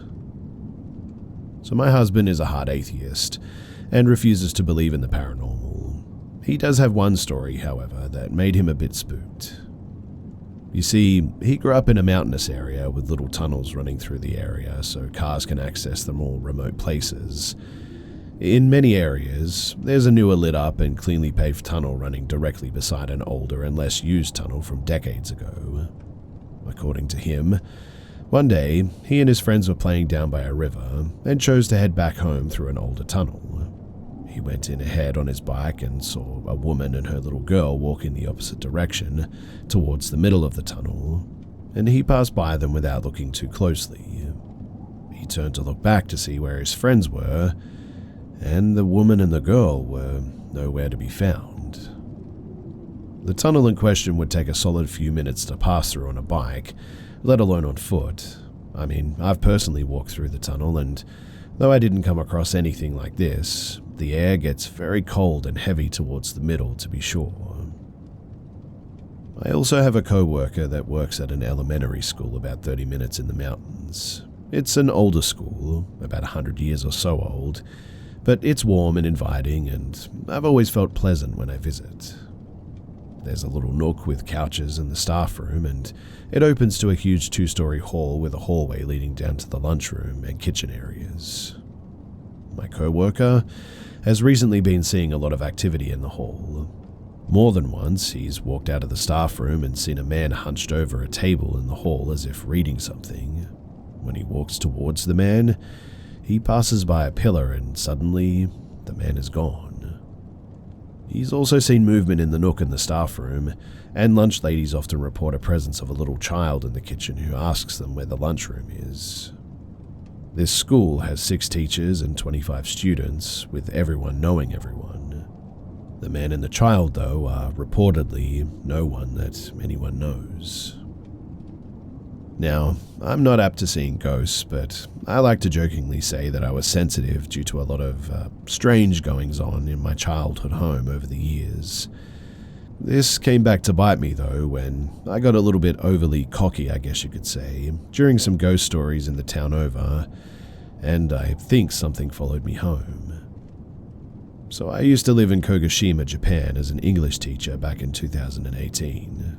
My home was in a city nearby in a bright and warm 2-bedroom apartment that was 2 floors above another teacher's.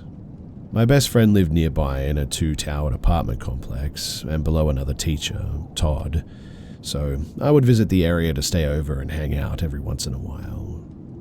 Once my best friend returned to the US, a new teacher, Ashley, moved in. But since my friend's apartment was being renovated, Ashley stayed in the apartment next door for a few months. That October, I took my little black car down and went to a barbecue dinner where Ashley, Todd, and some other friends were telling ghost stories. Ashley was visibly upset when it came time for her story, which was apparently true and happening currently, she said. She would hear walking around from Todd's apartment at late hours, and Todd had told her every time that he was out visiting his girlfriend at the time, so it clearly wasn't him. She also mentioned having horrible dreams about being stuck in her bed while her room filled with water as a ghost with long black hair stood outside of her window, as if demonstrating, "This is what I can do to you." Todd was backing up these claims, confirming the calls from Ashley and that he indeed was never around when they came.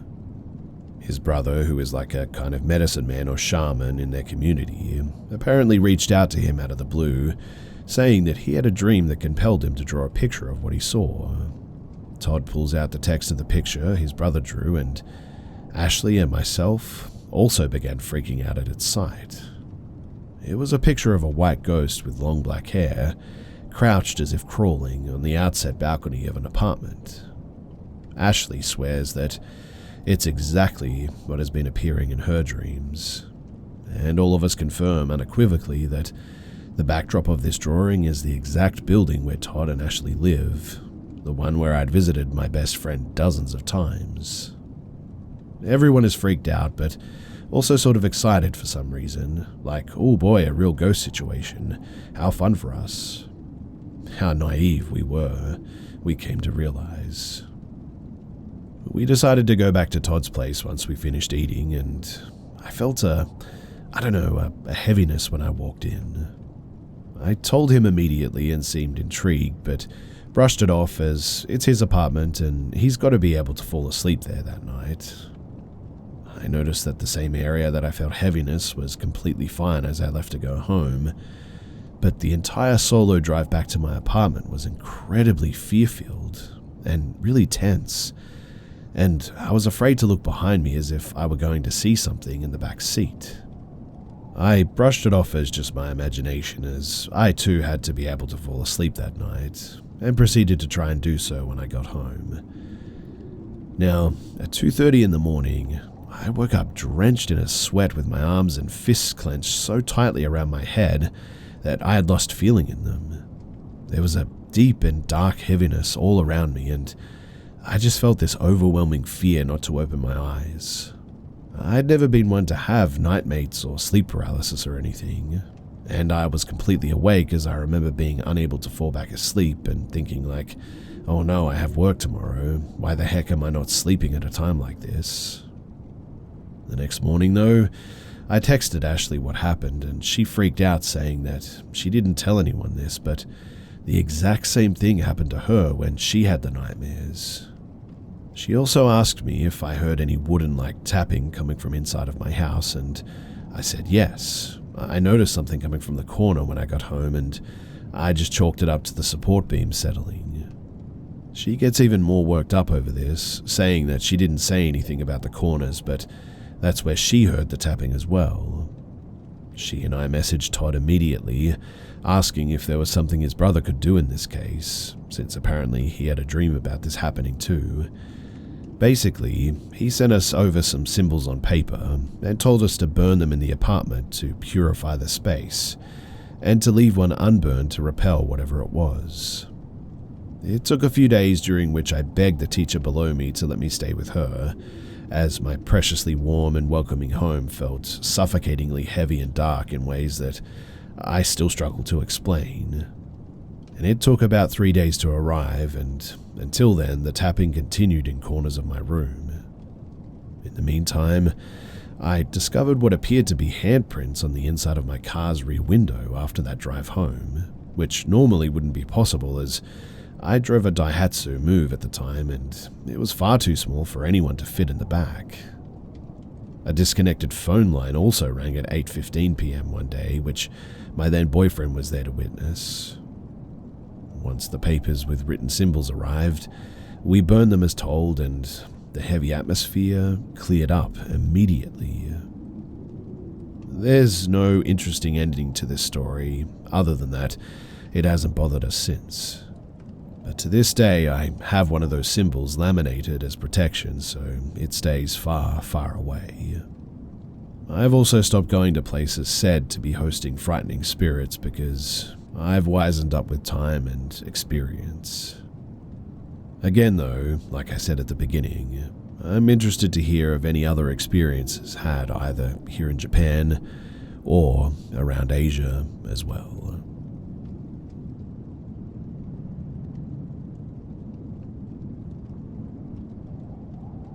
When I reflect on my childhood, I have a reoccurring memory that always baffles me. I remember one day, I was about 5 or 6, I was at home alone with my mum while she napped. I don't have an exact memory, but I recall sitting on the couch in our living room and looking up, and in front of me was a massive, praying mantis-like creature. It was so massive that it filled the entire room. I'm talking like 8 feet tall at least. I don't really recall it moving much, if at all, but I went into freeze mode and felt like I shouldn't make any eye contact. I felt like I couldn't move and was paralyzed by fear. I sat there, trying to be as still as possible for a couple of minutes. I knew distinctly that this was not a dream too. My childhood brain could only process it as being an extremely large bug, but I felt incredibly confused by just how large it was. I remember kind of just thinking that it wasn't something particularly strange and must have been something that I just hadn't learned the existence of yet. However, I knew that I was scared. Eventually, I mustered up the courage to run upstairs and ask my mum for help. I woke my mum up and told her that there was a massive praying mantis downstairs.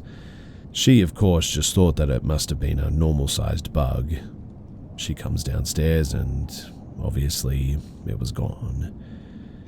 I remember being too stunned by its disappearance and almost embarrassed to tell her what I had actually seen and how strange it was. I remember feeling very confused and trying to understand how my imagination could have possibly generated something that felt so real. Later in life, I had a friend, her name was Eve, that did mushrooms with a bunch of friends. She had a difficult experience with how some of her friends responded to the substance. Eve was essentially supposed to be their guide, but Eve couldn't figure out how to assist the others, and it was as if the others had forgotten how to breathe at one point. Eve said that she was suddenly greeted, though, by a praying mantis, who were somehow giving her advice on how to help the situation. The advice resulted in Eve being able to resolve the problem, too. So, if anyone has any feedback or theories on this, then I would love to hear them.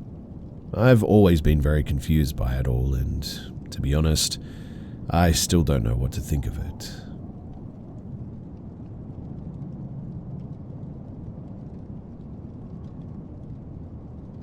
Something really strange has been happening lately, and I know I'm not crazy because friends of mine have experienced this with me on 2 separate occasions. But I swear that I'm teleporting across town somehow. This has happened to me 3 times, and it's seriously starting to freak me out. It happened for the 3rd time less than an hour ago. I was riding on my friend's car back to my place from a movie theater on the opposite side of town, a trip that would normally take around 15 minutes.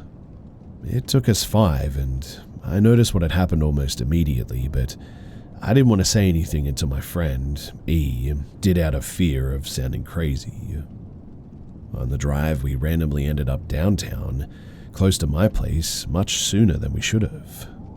The transition is so seamless that I can't tell the difference until I see man-made landmarks like buildings. E mentioned that he didn't make any turns that he'd normally have to get there.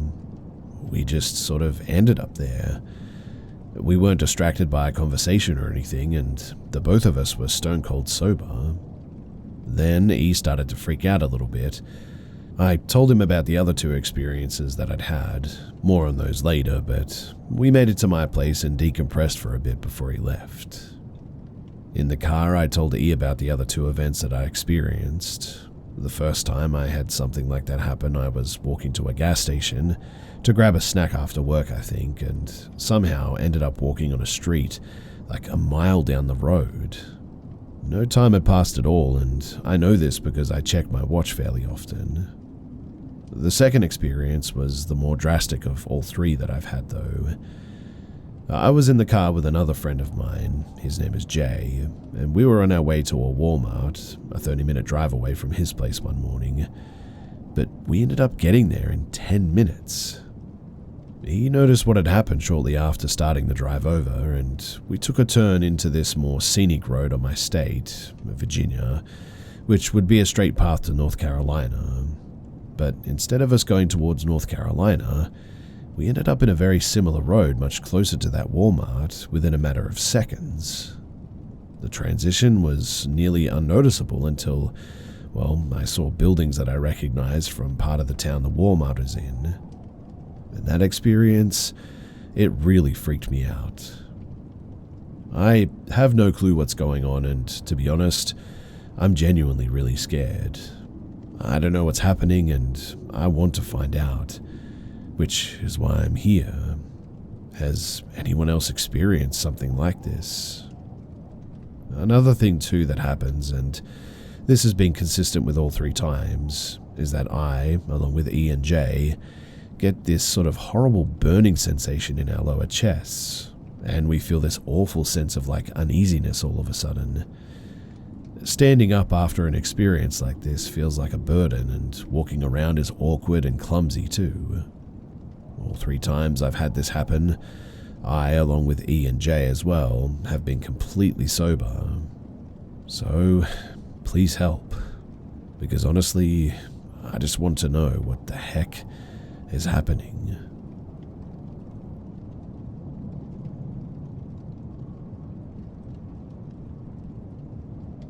So I was maybe 9 or 10 years old in Mississippi visiting my grandma with my sister. It was the middle of the night and I'd been watching TV. Wanting a drink, I got out of my grand's living room to go to the kitchen. Now, my gran had a deck and a huge window that would show outside. My grandma, she lived right by the woods. Rarely saw anyone at night that weren't hunters looking for deer. I look out the big window, feeling sort of scared all of a sudden. And that's when I noticed outside there was a man in a black suit. But the weirdest thing was that he had no face. At least, that's what it looked like. Seeing a man with no face is horrifying, especially right next to the woods, and you know that no one else is awake at the time. I went to the kitchen to get my drink, then looked out the bay window in my grandma's dining room, which was attached to the kitchen. The faceless man was closer to the window now, and he just sort of stood there, unmoving, but seemingly staring right at me. My chest was pounding with fear. After all, the man was closer than before. Going back to the living room, knowing that I'd be safe due to the locked doors, but also still kind of freaking out, in the end I just sort of sat there and watched some TV. I finished drinking my drink and stand up, looking at the window in the living room, and the man was closer once again. Still staring me down, his hands by his sides. Feeling even more panicked, I go to throw away the can of soda that I had to drink in the kitchen. I look down to the bay window once more, and he hadn't moved closer this time. I walk back to the living room and turn the TV off, feeling eyes staring me down. My grandma was asleep, her husband was asleep with his sleep apnea machine going on in the background in their room. I left the living room to go to my room shared with my sister, and I never looked back. I walk into my room to find my sister passed out, soft snores leaving her lips, and eventually I lay down on the ground and I fell asleep.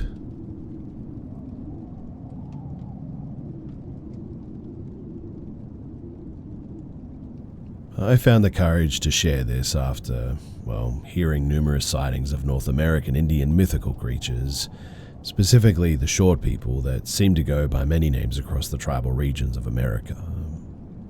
This exact type of creature has been sighted and discussed among Aboriginal people in Australia for thousands of years. In the southwest region, they're known as the Waraji, or hairy bushmen. Standing a few feet tall, they possessed insane strength and speed.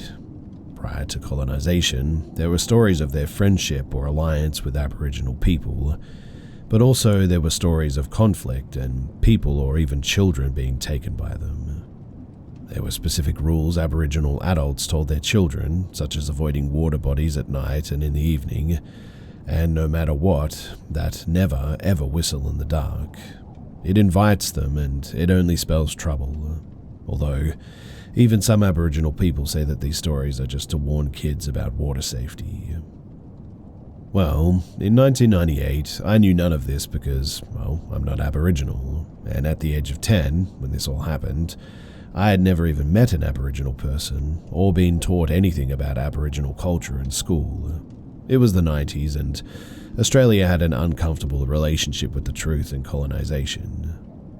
Every school holidays, I used to leave the city and visit my aunt in the picturesque southwest countryside. I needed no encouragement in going because I love the outdoors and had free rein to run amok on the dirt bike and go fishing alongside the magnificent Blackwood River whenever I felt like it, and so I went a lot. It was the 90s in Australia, and incredibly safe for a 10-year-old kid to roam the landscape for miles and hours on end, all alone with nothing but a trusty pocket knife. I was able to walk through my aunt's massive property to the edge of the forest, and then into the depths where the river flowed through, fishing for trout and redfin. On the last evening before I was due to go back home to the city, I was down there fishing alone as the sun was setting. I knew that I'd get into trouble being out that late, but having already snared a few trout, I figured that I'd be quickly forgiven. Plus, I was still getting bites, and I remember having caught the fish and kept them in an old metal bucket. I was on my last few pieces of bait anyway when I recall hearing a tiny sort of pinging noise on the side of the bucket. At first, I thought nothing of it because large gum nuts often fell from the trees. But then it happened again, much louder and more forceful this time. I remember checking the bucket and realized that they were small rocks and not gum nuts at all.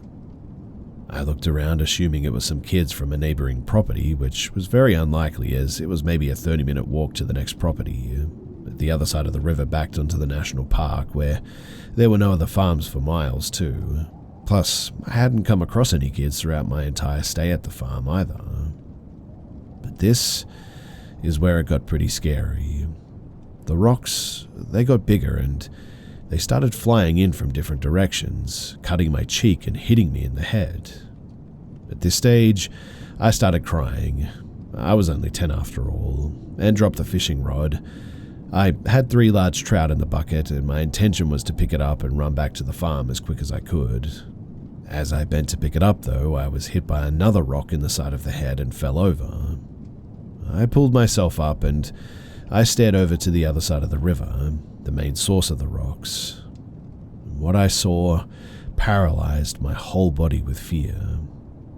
It was nearly dark at this stage, but I saw the outline of 3 short-looking bodies covered in hair. I would have put them at maybe a meter tall, 3 or 4 feet at most, the size of small children, but with the bodies of men.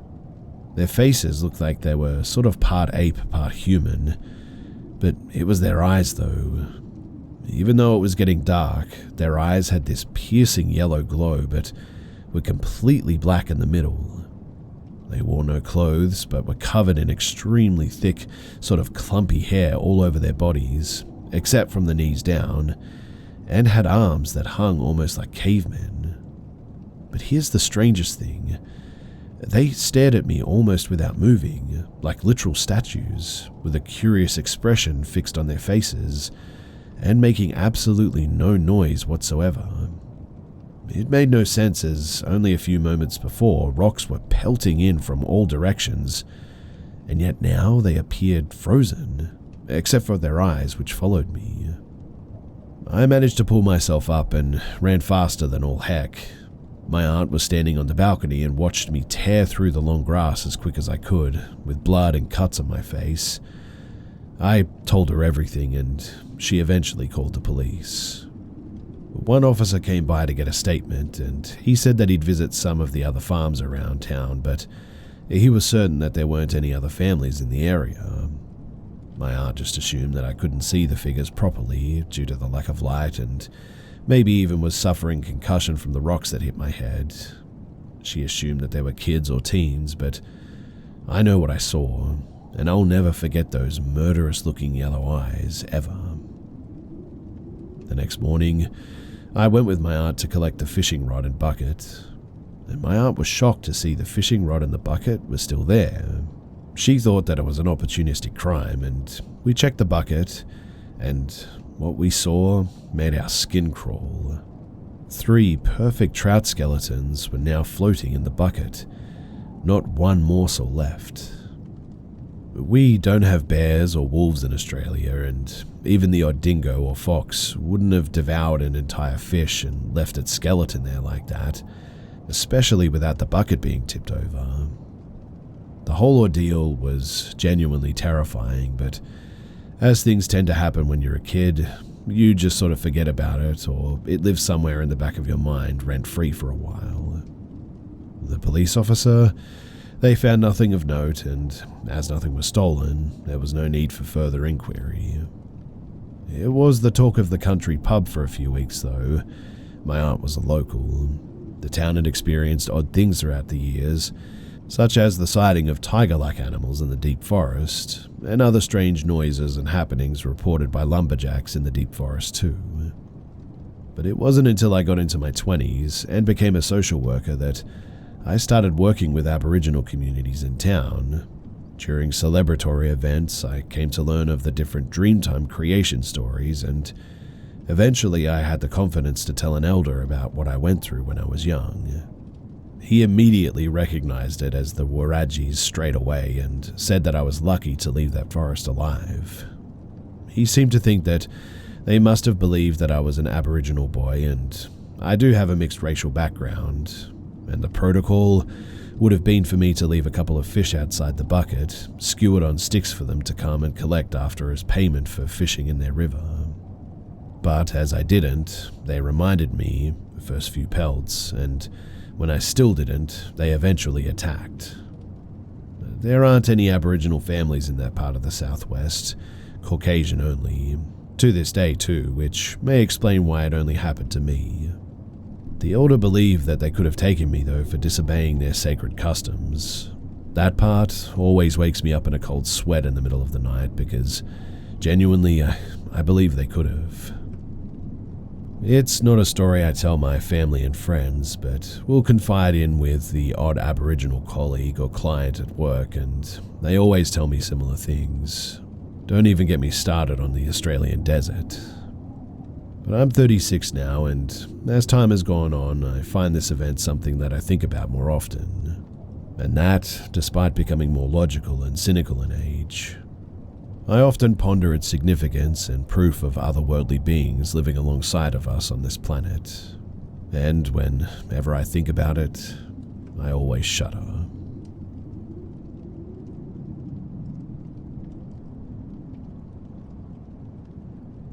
This last year, my dad and I went deer hunting like we do every year.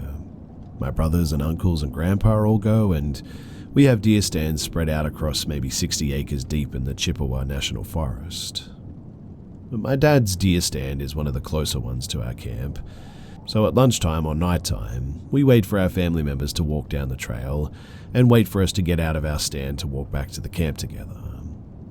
Our deer stand has a sort of locking latch on the outside and the inside, and it's a bit finicky and takes actual strength to get the latch to shut properly, and then you push it down a little to lock it in place too.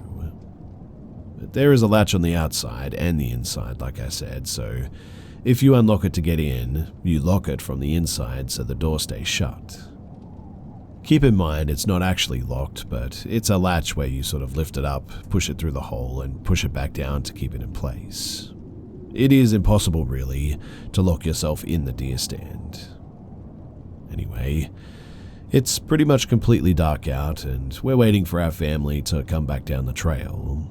We didn't see any headlamps yet, but we decided, okay, let's get out and meet them on the trail for when they come. I tried to open the door, but it was stuck shut. My dad's like, what the heck?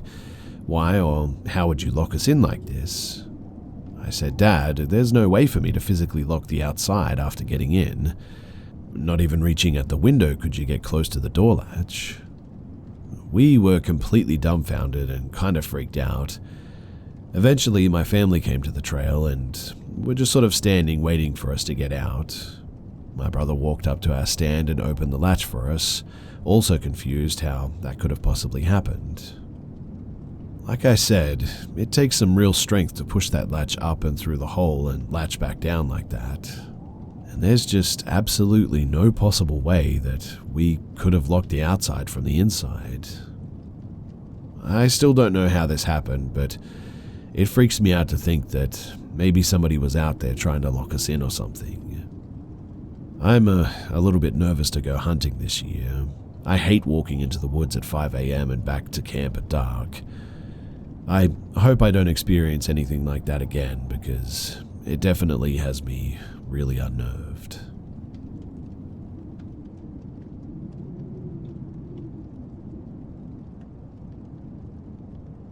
I, a 21-year-old female, lived with my grandparents for most of my life, up until last year, that is. I've never been as in tune to the supernatural as my brother was. I've seen very few things, and after what I've seen, I think that I'd like to keep it that way, to be honest. But the first time I recall seeing this thing was when I was about 18. I was talking with my ex-boyfriend in his car after an argument, and I just so happened to look out towards my grandma's van, and that was when I saw it. It looked like my ex, but faceless, and it was wearing something completely different than what he was. I knew it wasn't a reflection. It was even facing a different way. I didn't say anything to him. I don't know why. I just tried to ignore it, and eventually it just seemed to go away when I looked away. I eventually forgot about this incident, and I just went on with life. A few years ago, though, I started smoking outside with my brother at night because I found out that the only thing that actually puts me to sleep is smoking. sometimes I'd have to go out alone, and I started seeing this thing again at some point. Honestly, I thought that I was hallucinating at first, but I never saw it anywhere but outside of my house. It looked like my mum once, and when it looked like my brother, it was especially horrifying. It was the realest I'd ever felt, and it just sort of stared at me. It even bent over to look at me from behind the van like my brother would have, because he's so tall. It looked like me once, but it took the form of my dressed up all pretty, and it felt like it was, I don't know, like mocking me almost. And it got harder to ignore it every time. I could feel it. I could feel it looking at me. It never spoke to me or anything. The face would just morph and twist sometimes. I don't think it wanted to hurt me because it never came close or moved. But I stopped going outside alone after that, and I've started staying with my current boyfriend, and I haven't seen it since. My brother has been seeing it longer than I have. He said that on multiple occasions, it had actually chased him back into the house as a fully black shadow figure. He saw it on our laundry room today looking like our mum again, and says that he hears our grandma call his name through the house when she isn't home. So my question is, do you think that we're dealing with a mimic? I've heard about these before from reading other stories elsewhere, but I don't know. I guess I just don't want to believe it, but everything seems to point in that direction, so yeah.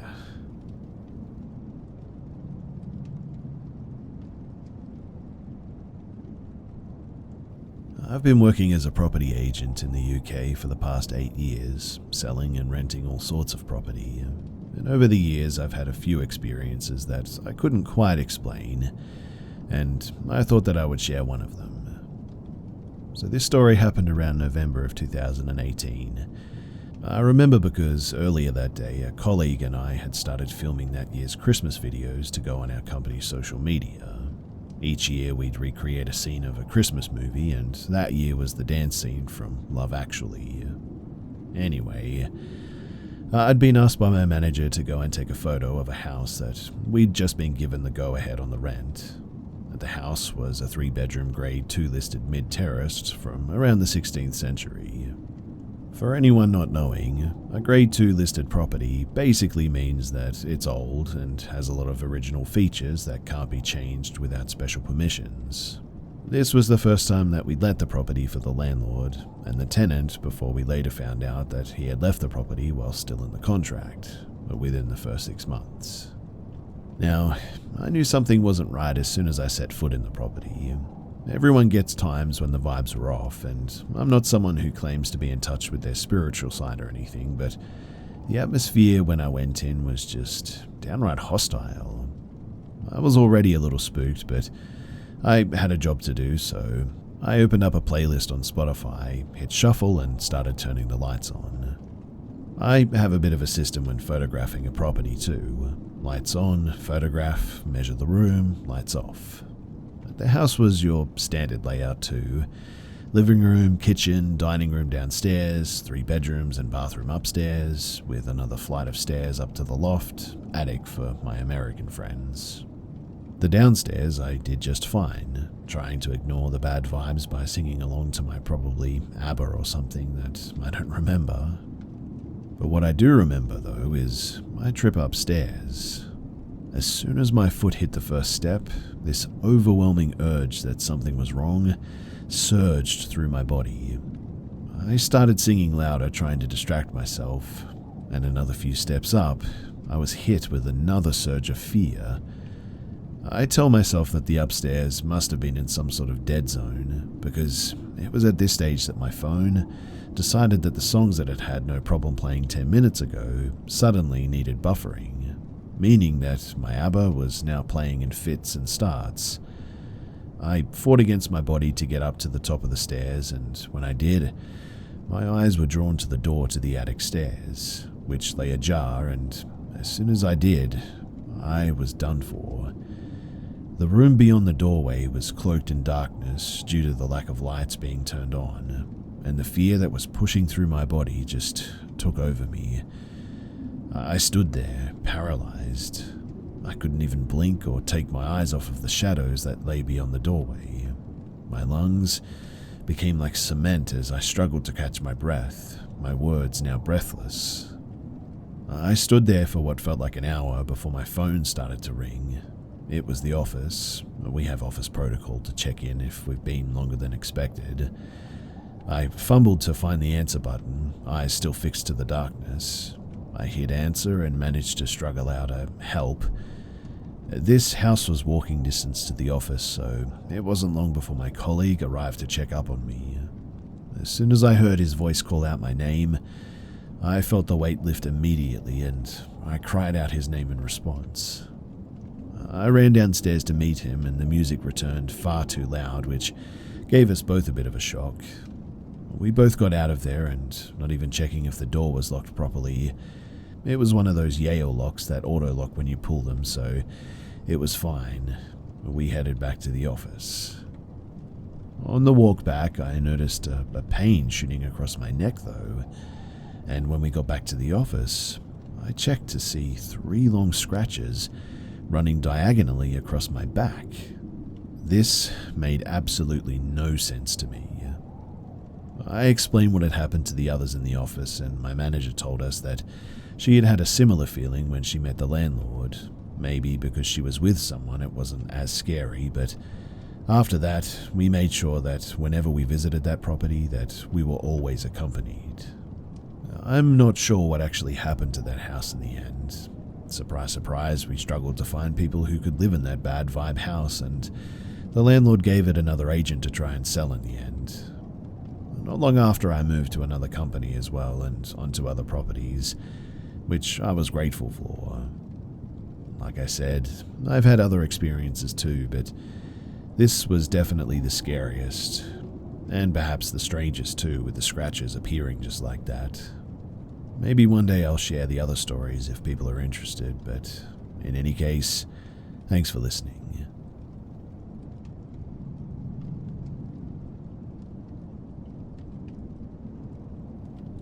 During the fires that consumed Mount Charleston, Nevada, my parents drove out to the mountain when the roads were clear.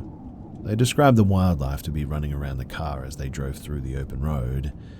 My dad told my mum to stop the car and he got out and started walking through the desert. He realizes that the wilderness is running, including snakes and other deadly animals. He also witnesses what looks like a moose or an elk in the distance that was looking at him, walked off in the direction of the rabbits and other wildlife. As he gets in the vehicle though, both my parents and his father describe seeing a tall man crouched in front of the car all of a sudden, wings draped over his back. As he stands and faces them, his wingspan was wide enough to cover the entire 2-lane road. He then lifted off of the ground in 4 swooshes. They described him as muscular, 6 or an 8-pack, broad shoulders, arms and legs. But the face was apparently mesmerizing. They said that it was hard to describe his face, but it wasn't human. Based on what they said, it sounded a lot like a man-bird. The Mothman was a topic of discussion for them to decide if it was the Mothman, so I guess it probably resembled something like this. If anyone has had any similar stories about this creature or from this area, then please do share it with me, because I really want to try to understand exactly what they say they saw.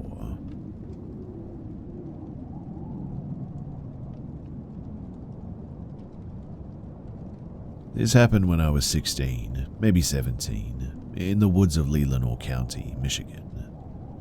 So I was on vacation with family in northern Michigan when we visited a family friend who had lived in the center of the county in a dense forest. I remember when we pulled up the road the house was on was a gravel road instead of a paved road. I remember looking down the gravel road and seeing it go down a hill and turn to the left in the forest. A few hours passed by and I decided to go and check out where the gravel road went. I remember feeling extremely nervous because we were in black bear country, as I grew up in the suburbs of Chicago and never really experienced bears before. When I got to the top of the hill, I remember hearing birds chirping and lots of frogs croaking. The forest felt alive, I guess is what I'm saying, and I did not feel terribly unsafe, only nervous because of the possible presence of bears. As I started walking down the hill, I started whistling the Hunger Games 4-tone whistle, and as I got midway down the hill, I noticed that the birds and the frogs stopped making noise, and the forest fell silent. At this point, my instincts kicked in, and I knew that something was wrong. I remembered learning that the forest goes silent when there's a predator around, yet I still kept going down the hill. I was determined to know what was at the bottom of it. I was still whistling the same 4-tone whistle when I heard something whistle it back perfectly. It made the exact same sound that I made, and it sounded very oddly humanoid, like there was a person watching me, a predator. I remember being frozen in fear, just staring at the area of forest that it came out of before turning around and walking back up the hill. When the house came into view again, I sprinted until I got inside, and I didn't leave anyone's eyesight for the rest of the night. Since then, I have not had any encounters like this, and I've never been back to that area. I don't know if it was something paranormal or if perhaps there was an actual person watching me down there. Both equally terrify me to this day. But if anyone knows of any legends from northern Michigan, from that county, then please do let me know, because I have been thinking about this a lot.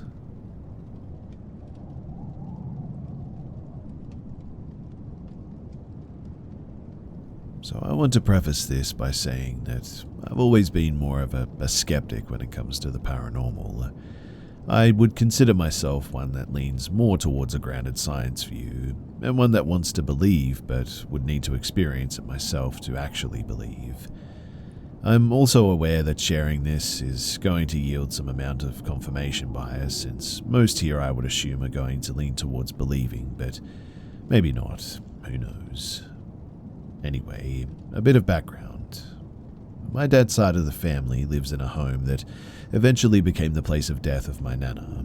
She went into hospice when her health deteriorated enough and eventually passed peacefully in her home on the first floor living room in a hospice bed that was set up specifically for her.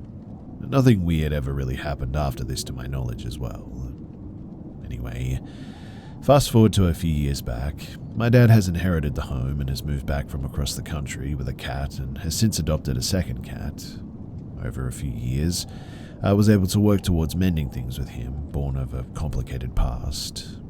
Just this summer, though, his health took a rapid turn and he became essentially bedridden and a fall risk, so we sort of set up a bed for him downstairs in the same area that our nana was in. Unfortunately, he passed just a few days ago and I'm now grieving. He passed away not in the home, but in the hospital. It's also important to say that he was home literally the day before, and in one day he went to the ER and he passed away the following early morning. I've been going over daily to start sorting through important paperwork and taking care of his cats.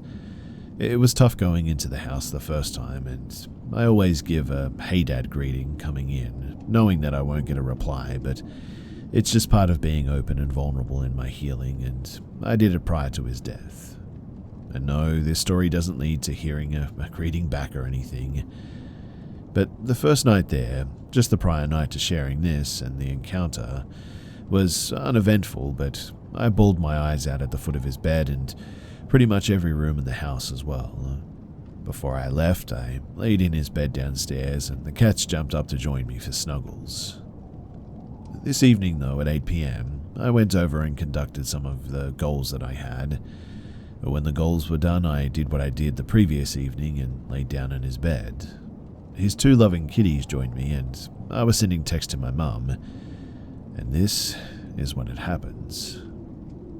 So I'm laying there and suddenly this full body chill just hits me. I'm in a tank top and athletic shorts, but I run hot and I've always been very warm in the house. Plus, I'd been moving around a lot just prior to laying down. Really, there was no reason to have chills. Anyway, I get the chills, literally covered in goosebumps head to toe, hair standing at attention every inch of my body. and right at this moment, which happened within seconds, both of the cats reacted like lightning fast and raised their heads and were looking like something startled them. Chills are one thing, right? But the reaction of two furry friends at the exact same time, this is what really sold it for me.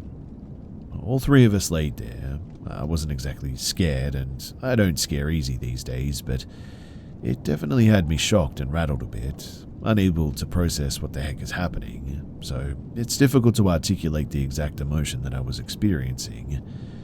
But I started to communicate as if it was my dad telling him how much I loved and missed him. Then I realized that maybe this is my nana. Then I pretty much just said, whoever this is. The whole time though, I felt this full body feeling of something being there, and the cats were also still more or less focused on whatever this thing had their collective attention on. One cat eventually got up to walk to the water bowl area, and the other cat I think just sort of relaxed, but I still had chills everywhere. After this, I got up feeling a bit uncomfortable with the realization that my world and possibly entire system of non-belief was perhaps shattered at this moment. I had chills and bumps the entire time that I brought items to my truck outside, getting ready to leave and forget something inside. I was half expecting to see something when I went back in and was on the edge and moving a bit quicker at this point. So I said my goodbyes and departed, unable to explain or rationalize any of this. I shared this with my wife as soon as I got home, and my 4-month-old as well was staring wide-eyed, looking captivated the whole time. It was actually pretty cute. I also will be sharing this with my mum and sister tomorrow, and had simply texted them saying that something happened. I can't explain and I need to share this. But if you have any input or thoughts, questions or comments, then they're all welcome. Thanks for hearing me out. I guess I'm not as skeptical anymore and think that it was either my nana or, wishfully, my dad coming back to his home. And as a reminder, nana passed away in the home, but dad passed away in the hospital. He spent a lot of time in this very bed, though.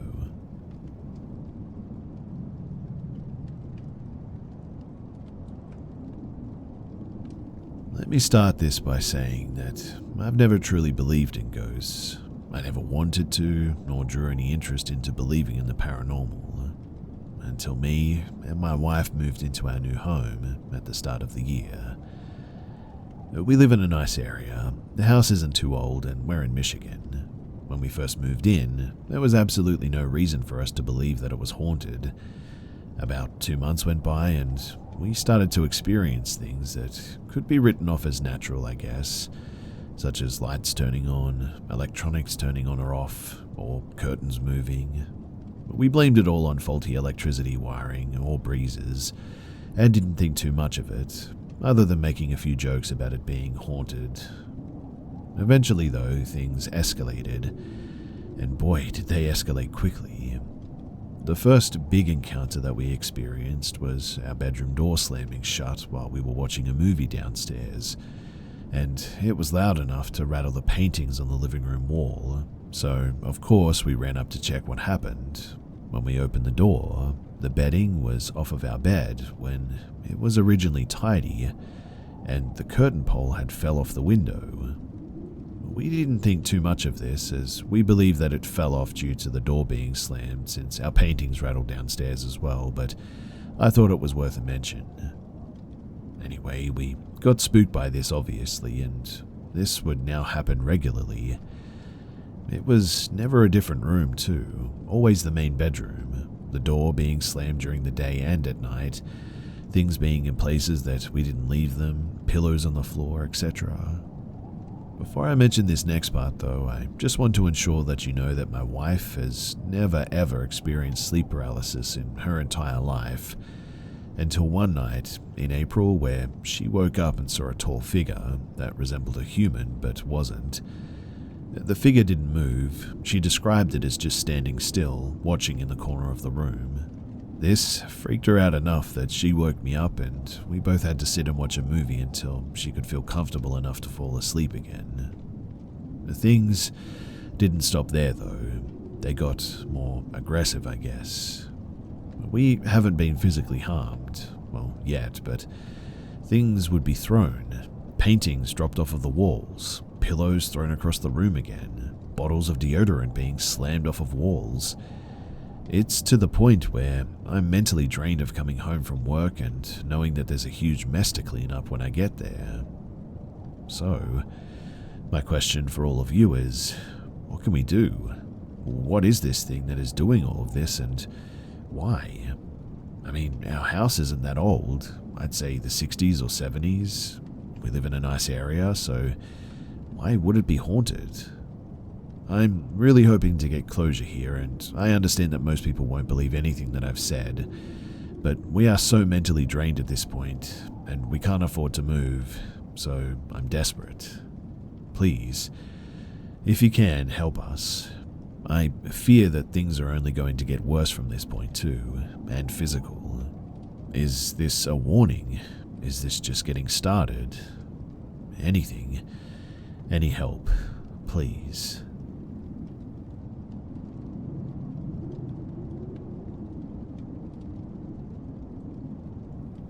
This happened in the early to mid-1980s. I was about 12 and had a group of friends that I hung out with regularly. I lived in Louisiana. There was this fad back then too to open these teen nightclubs.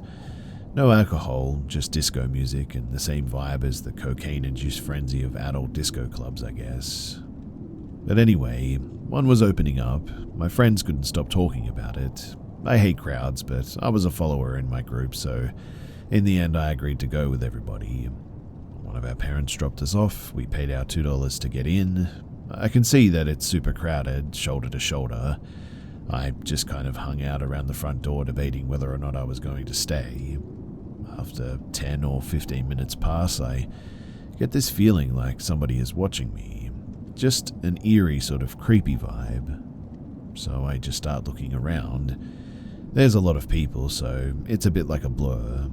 Then I notice this middle-aged guy, short brown hair, striped collared shirt. He's just staring at me like maybe he knows me or something. Well, I knew that I didn't know him, and that was my cue to leave. It was about a 5-mile walk down a well-lit, semi-busy 2-lane highway, then right and another couple of miles down a 4-lane road into the subdivision. It's only about 8 p.m. and I don't have to be home till midnight, so I have time to walk it. So I take off walking, and I guess about halfway home, this car pulls up on the side of the road that I was crossing, and it's the same guy from the nightclub. My heart starts pounding out of my chest. I mean, he creeped me out when there was like around 200 people around. I was really creeped out on an isolated side street by myself now. But he yells at me and asks if I want to ride. And I mean, it's pretty far, but to heck with that. I said no, and I kept walking. Then he yells at me, "You want to make an easy $20? And I'm dumb. I stop and ask, "How?" He says, "Get in the car and I'll tell you." But nope, I just bolted. I took off, and I don't think I've ever run that fast in my entire life. I ran the last 3.5 miles full speed without stopping and without looking back. I made it home, ran inside the house, and straight to my room. I didn't even think to look back, since if he was following me, but if he came here, at least my dad was in the living room at this point.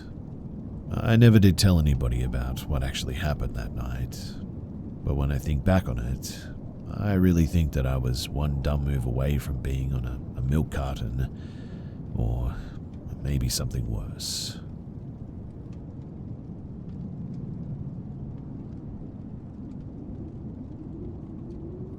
Almost 10 years ago, I was in a relationship with this guy. His name was Craig, who claimed that he had a spirit that had been following him around since early childhood. According to Craig, it never caused any physical harm. It just sort of clung to him and would occasionally reveal itself in bizarre ways. Craig's family was apparently very aware of this and believed it, claiming to have witnessed numerous bizarre occurrences over the years, all of which happened whenever Craig was around. Honestly, I didn't believe this for a second, not at all. And because I didn't believe it, it felt like a bit of a red flag. I mean, why would he make up something so random and bizarre and share it with me so out of the blue when nothing had warranted it? But being in my early 20s at the time, I just chose to ignore it, because he was great and seemed so normal otherwise. I suppose I eventually chose to believe that he genuinely believed it, which was preferable to the idea that he would maintain such a lie for so long just to unsettle me. Still, I pulled a Dennis Scully and reasoned that all the strange events that he had experienced throughout his life must have had reasonable explanations. Now, one night, Craig was staying over at my place. This was actually the first time that we'd ever spent an entire night together. We talked, made future plans, made out, and listened to music. Before we knew it, it was 2 a.m, and this was around the time that something really strange happened. We were both sitting on the floor of my bedroom, backs against the far wall opposite my bedroom door, looking for music videos to watch on my laptop, when 3 loud, fast knocks came from the door.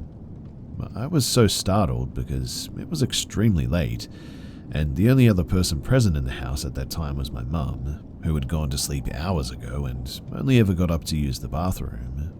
She certainly never knocked on my door at such a late hour, especially if I had company over. I silently listened if I had imagined the knocks, because it was late and I was feeling pretty tired. But no, because when I had looked over at Craig, he was also looking at the door. This is the part where I imagine that a lot of listeners will probably decide that this story is fake, but hey, I'm going to stay true to my experience, so here it goes. So right before I'm about to call out to my mum, I hear a very angry male voice call my name, similar to how an angry father might shout at their child for breaking something valuable. It took Craig and I several minutes to finally muster up the courage to stand and creep over to the door. Before that, we comically stayed pressed against the wall, silently staring at the door and occasionally glancing at each other. I pressed my ear against the door and didn't hear anything, so I eventually opened it, but not before retrieving a golf club from my closet, and saw nothing. Just a normal dark hallway. Craig and I proceeded to check every spot in the house, even opening closet doors, and in the end we found nothing. While we did this though, I remember feeling like eyes were burning into me, as if someone was angrily watching and judging my every move. It had given me goosebumps, but because we didn't find anyone, I shrugged away that feeling. When Craig and I finally got into bed shortly after, I expressed feeling very creeped out, naturally. Craig, though, nonchalantly replied something to the effect of, "I told you, I have a spirit that follows me around." I had been really unnerved by this reply. He had said it a little too matter-of-factly for my liking. Anyway, fast forward several weeks when Craig is sleeping over at my place again. We were hanging out in the kitchen shortly after midnight when Craig received a call from his sister. He decided to step out into the backyard for the call. It's worth noting too that the backyard connected to the kitchen via a large sliding glass door, so I could see him at all times, so long as I remained in the kitchen and he stayed by that door. It's also worth noting too that the kitchen sink had a very large window directly above it, a window that looked out to the side of the house. I mention this because I decided to wash dishes while Craig took the call. While washing the dishes, I alternated between looking out the window in front of me and glancing to my right, where I could see Craig leaning against the glass door as he conversed with his sister. When I got to a particularly dirty dish, I stopped looking out of the window and to my right, so I could focus on getting the dish clean. When I achieved this, I looked back at the window and immediately took a couple of steps back, because standing right outside of the window was Craig, who was now smiling at me, and I don't mean an ordinary smile. I'm talking a highly exaggerated grin with lots of teeth showing, eyes blown wide open. If you've seen the recent horror movie Smile, then you know exactly what I'm talking about. It was very similar to that. After I collected myself, I laughed and shook my head at Craig before gesturing at him to knock it off and come back inside. But he stayed completely motionless, eyes still burning into mine, his grin never faltering. He didn't even blink. After another 10 seconds or so went by, I began to feel very unsettled by this. Mind you, I had still been under the impression that he was just trying to make me feel uncomfortable via his version of a joke, so I was mostly unnerved that he would commit to the gag for so long, more than anything else, I guess. I certainly didn't consider it could be anything else, even after the previous incident. And out of nowhere, while I was still looking directly at Craig through the window, I heard the sliding glass door open to my right. When this happened, I looked away from the window and saw Craig coming back inside from the backyard. When I looked back at the window, the smiling Craig was now gone. Now, I want to make it crystal clear, unless Craig had secret teleportation powers I didn't know about, there was just no way that he could have moved from the window to the sliding glass door while I was staring right at him like that. It would have been impossible. When I told Craig what I had just experienced, he said, "I believe you. Something like that has happened before." Craig just grabbed my hand and led me to my bedroom, and I felt eyes burning into my back the whole way there. Up until Craig shut my bedroom door, that is. But even then, after we got into bed, I could still sense something standing on the other side of that door. We split up not long after this, due to something unrelated. Believe it or not, too, nothing strange has ever happened since. Almost a full decade later, and I haven't experienced anything. I never feel like I'm being watched, nor have I seen anything strange. But if you've listened this far, then thanks, and I would love to get some thoughts. I've had other bizarre experiences, all of which occurred prior to meeting Craig, but nothing that was ever so blatant, I guess. I'll admit that I'm still somewhat of a skeptic, but whenever I try to come up with a reasonable explanation for the experiences that I just mentioned, I always come up empty. I typically forget about these encounters, but this time of the year naturally brings the memories back, I guess, even though they happened at a completely different time of the year. In any case, if you do have some thoughts, then please share them in the comments below.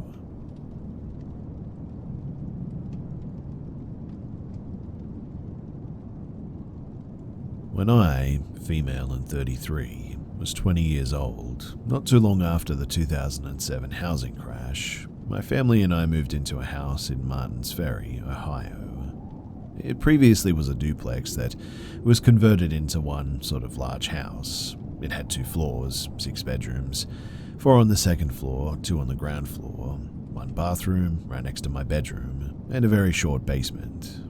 I couldn't stand up straight in it, and I'm 5'9". So I lived there with my 2 older brothers, A and E, 22 and 21, and little sister H, 13. Our rooms were on the second floor, as well as my mother and my stepfather, 52 and 45 respectively. I also have an older sister, D, 27. Now, I didn't come from a great home life, and eventually my stepfather was put in jail for DUIs and driving without a license. Everything was fine when we moved in, though. We all had previously experienced paranormal activity in other homes that we lived in. This wasn't something unusual or frightening because we lived in an oldish city anyway. Other than seeing, hearing, smelling some weird things, nothing was outstandingly frightening. Dee lived with her husband at the time, along with their 2 small children. Her husband was financially abusive and was also an addict who got Dee addicted as well. And one day, Dee called me crying because her husband had spent all of her money on drugs, left her car on empty, and had left her alone at home with the children, and they had no food to eat. I spoke with my mother, and we came up with a game plan to get my sister out. I advised her to pack up everything she could fit in the car, pack up the kids, and meet me at the gas station. She lived a short 20-minute drive away across the river, and I met her at the gas station, and while I filled her car with gas, I hugged her as she cried. I bought her a pack of smokes, and we both drove back to the house. What we didn't know was that Dee was just starting into the worst few years of her addiction, and due to all of the negative energy, something dark seemed to have attached to her as well. The first thing that I remember was just how dreary the house felt after she had moved in. She eventually was fired from her job as a nurse because she had been caught stealing meds from her patients. She decided to get back with her husband, and he moved in because he couldn't afford their house payments due to spending all his money on drugs, and she also had a boyfriend that she was cheating on him with. It was a very tumultuous time because Dee is the type of person who thinks all other women are out to get her and steal her man. So she assumed that I was trying to sleep with her husband because I tried to be civil around him. I was engaged to someone else at the time, mind you, and after a day full of my sister trying to physically attack me, this is when this dark thing started to materialize. So at night, I would be in bed and feel like something was watching me. Anytime I was doing schoolwork, I felt like someone was standing behind me while I sat at my desk in my bedroom. It evolved into things in my room being moved around when nobody else was able to get into my room. Then my blankets would be pulled off in my sleep. Eventually, I started hearing someone walking around my room at night as well. Then the scratches started appearing. I would wake up with random scratches on my legs, on my back where I couldn't reach them. And one night I was grabbed by my leg and ripped off my bed by something that I wasn't able to see. Mind you, I am not a small woman by any means, so it would take someone quite strong to yank me that hard and that fast off of my bed in a dead weight, dead sleep like that. Another terrifying night, I heard it walk around the hallway outside of my bedroom. I lit some sage to cleanse my room and started chanting a protection spell over and over again for nearly half an hour. My fiancé Jay, 19 at the time, called me extremely upset, telling me that something was in his house outside of his room, growling, and he felt like he was going to be attacked if he left his room. The next day I went over to his house. He lived in a town that I grew up in where my sister and my whole family lived before we moved into this new house. And there were literal gouged scratches in his wooden door from where whatever it was had been waiting apparently. I asked him if I had left anything at his house within the last few days, and I looked around and saw my watch on the windowsill by his bed. I don't know if that had anything to do with it, but something was telling me that whatever this thing was, it was now fixated on me.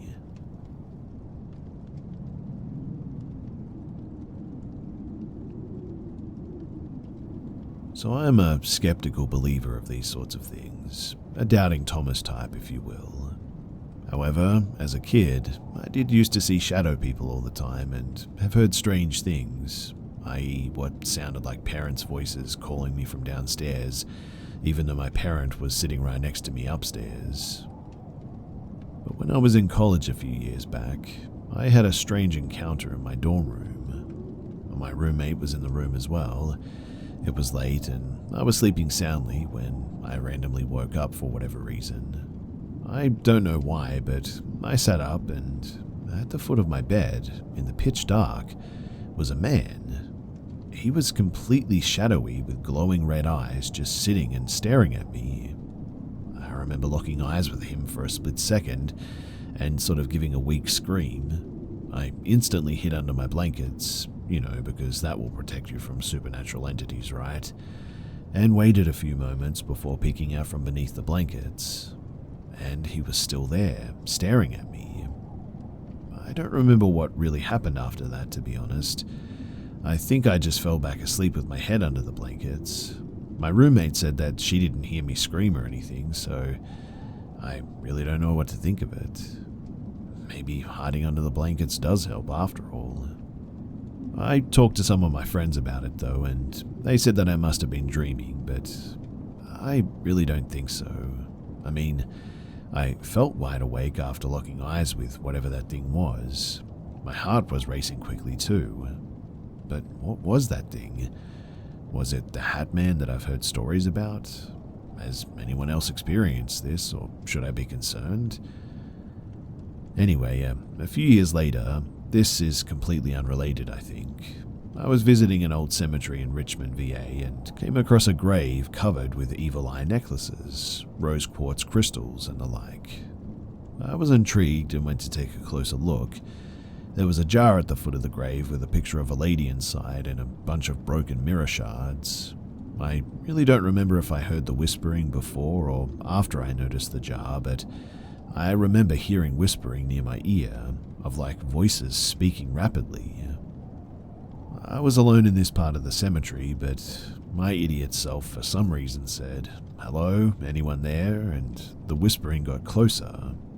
For some reason, and I don't really ever touch things in cemeteries, I felt really compelled to touch this jar, and stranger still, despite how terrifying this situation was, I couldn't bring myself to feel afraid. My brain was screaming for me to run, but my heart and body were just perfectly calm. In fact, in the end, I sort of had to force myself to run, and it felt like I was running in a dream almost. The grave had this sort of magnetism to it, and the air felt sort of pressurized as well. As I ran, my foot started hurting like I'd sprained it. It didn't stop hurting until I made it back to my car and eventually drove home. But my question for all of you is, what does a jar with broken mirror shards mean?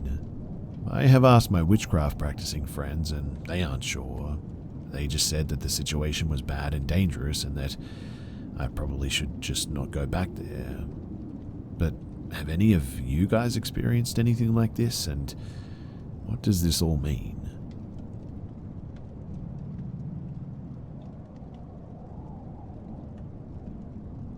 This happened to me when I was 4 years old.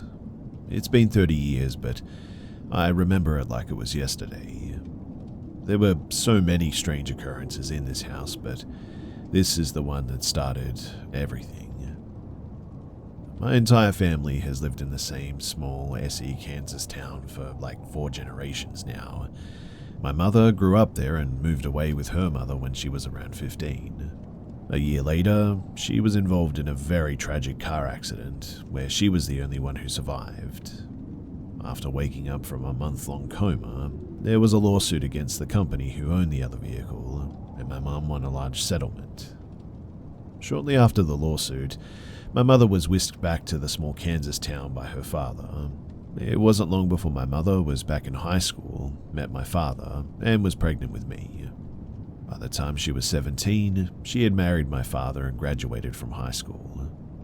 They bounced around from small house to apartment to small house again. In a town of 1,000 people, there isn't much to choose from. Eventually, they got sick of the roach-filled slums and they decided to use the money my mum had to buy a house. As with the rental side of things, houses were somewhat tough to come by as well. Most homes are family-owned and have been for decades, but they did find one house available for sale. The house that they settled on was a large 2-story home across the street from the high school. It was built in the 1800s when the streets in town were either dirt or brick. And as with any big, creepy old house next to a high school, people talked about it, but none of my parents' friends had ever actually been inside. When my mum viewed it, she found it to be absolutely beautiful. She insistently spent most of her settlement on the house and purchased it in her name alone. My mum, dad, and my 3-year-old self moved in shortly after. Less than a year later, my parents divorced and my dad moved out though. My mum and I ended up living here mostly alone for the next 9 years. I know that this is getting a bit long too, but it's important to understand the layout of the home for this, and almost all stories that happened here, so bear with me. So you open the front door to a large staircase in the middle of the home. On the left was a small living room area, and on the right was a larger living room-esque space, bisected by what was once a double doorway, but the door was missing. The bathroom was under the stairs, which led to one downstairs bedroom. Spanning the back of the home was the kitchen and laundry room, which was clearly once a back porch. Upstairs was a bit strange, but the staircase was in the center of the house, which led almost all the way to the back of the home. At the top of the stairs, to the right, was a bedroom, mine, and to the left a long hallway. In the middle of the hallway was a door to another bedroom, Mum's, and at the end was a room that we called the balcony room. So, it was a cool fall night in 1994. My mum and I had been at a friend's house, Jaybird, that's what we called him anyway, for most of the evening listening to the Smashing Pumpkins, Nirvana, or whatever edgy music was most popular back then. She was 21, into partying, dumber than a box of rocks, and had no problem dragging me along through all of her stuff. But that's another story. I remember though having a good time with all of her friends, and they usually treated me pretty well, so I had a good time hanging out late into the night with them. But around 2 or 3 in the morning, it was time for us to go home. We pulled into the driveway in front of the garage after a short 10-minute drive. The garage was about 100 feet from the back of the house, and we could see our bedroom lights shining through the large curtains in the upstairs windows. Nothing seemed out of the ordinary or strange at all. We walked up the small path to the back door that led to the laundry room, both sort of yawning and ready to go to sleep. Once we got inside, the light from the large living room shined through the open doorway into the kitchen, lighting our way. We walked through the kitchen and into the living room, and that was when we heard it. Footsteps, somewhere inside of the house. We peered into the living room but couldn't see anything out of the ordinary. Mum called out hello, but there was no response, just more footsteps. Mum and I made the trek to the front of the house, stopping near the foot of the stairs.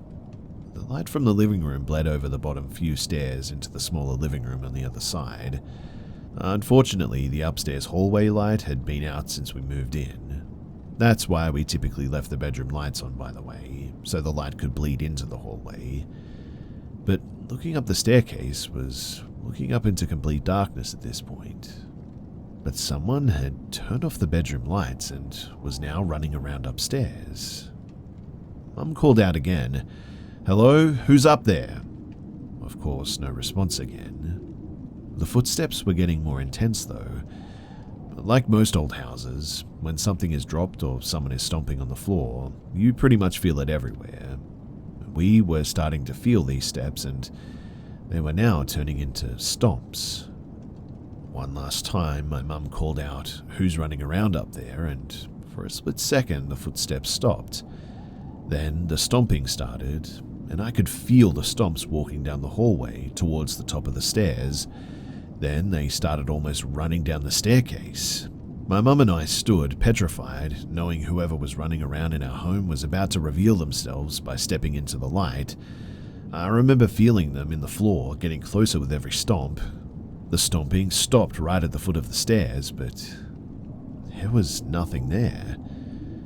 It seemed like forever that Mum and I both stood there staring at the last step, but I'm sure it was only a second. Then, as quickly as it stopped, the stomping started again, back up the stairs, around the banister and down the hallway. Once we snapped out of it, Mum picked me up and ran back to the car.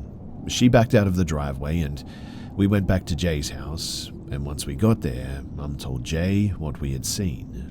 "There's no way. Someone must be messing with you, Jen," he said. She begged him to come back to the house and to see it for himself, and eventually he agreed.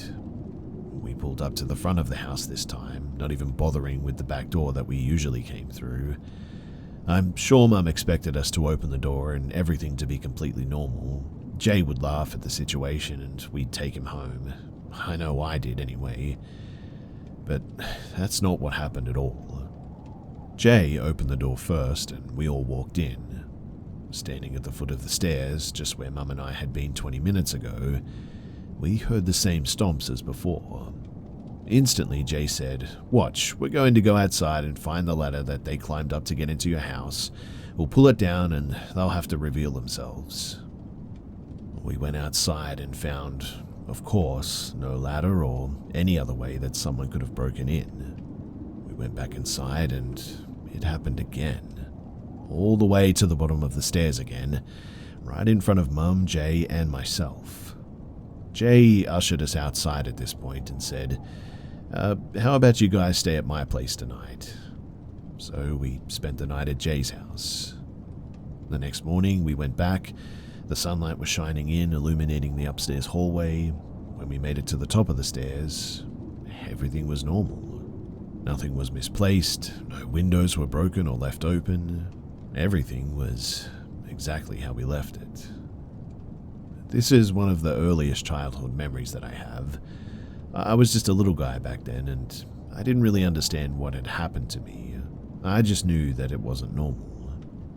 Little did I know that this was the first of many paranormal experiences in this home that I would have, and its history had much more to tell us.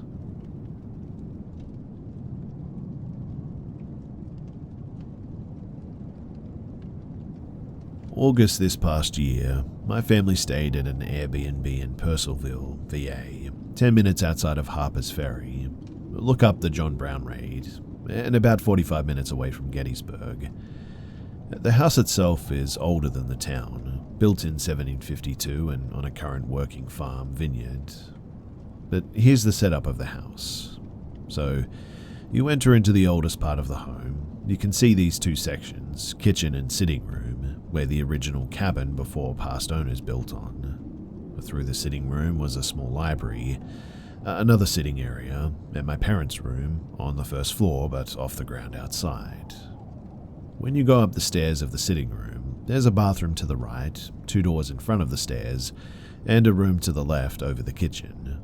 My husband and I stayed in this room over the kitchen as the bedroom directly in front of the stairs gave me the creeps. It had the original fireplace in there, but something when I walked in just felt off. My sister and brother-in-law stayed on the floor above us, as that room has its own window and AC unit. The house has no communal AC, just individual in-room units. We arrived on a Sunday. So Monday morning, my dad asked me about footsteps from the night prior. He said that he was sitting at the kitchen table on his computer and could hear footsteps walking around the house above him. My dad had also been making jokes and tends to be a little theatrical with his humor, leading up to a vacation, calling it Ghost Central, so I told him that our room is above the kitchen and I wouldn't think anything of it. It was probably just one of us getting ready for bed or whatever. He then mentioned that he thought that he saw a bright light shining outside of his window and was tempted to look but thought better of it.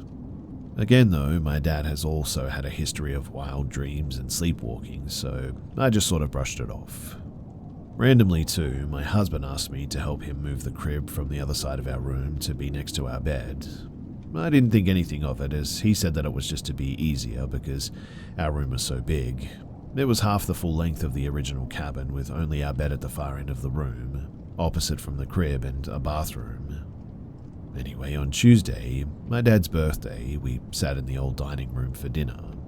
The room is a stunning, picturesque old farmhouse dining room, with a big window overlooking the field, shed and barn, with the mountains around us too. It was still light outside, about 5 p.m. while we were eating, and I looked outside of the window and noticed the shed door seeming slightly ajar. I didn't think too much of it, but the next time I looked up, it looked more open, but slightly enough that I thought that I was just overthinking it. This then happened several more times. The door was more open, more closed, etc. I didn't want to scare my already anxious dad, so I texted my husband, "Can you go out and check the shed? The door keeps opening, I think." He checks his phone, and when we both look up, we watch the shed door slowly open itself completely, and then just as slowly closed itself shut again.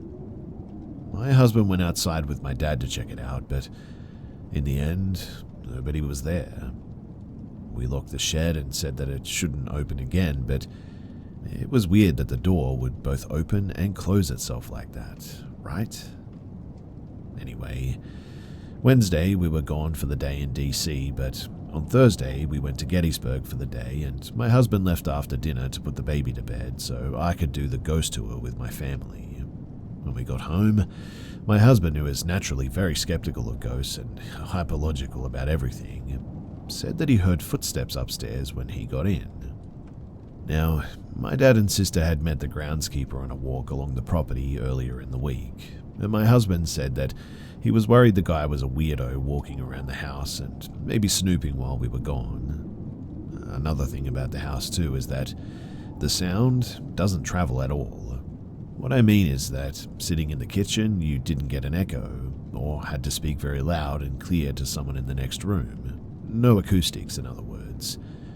So he checked every room and closet to make sure that nobody was in the house. That's how loud the steps were, and he was a little spooked, but we decided not to say anything because my family was making comments all week about the house and we didn't want to upset anyone.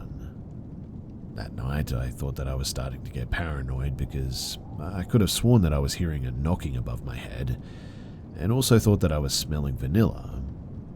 On the ghost tour, we learned that the townspeople dealt with the smell of corpses for months post-war by dipping face masks in vanilla, lavender, and mint.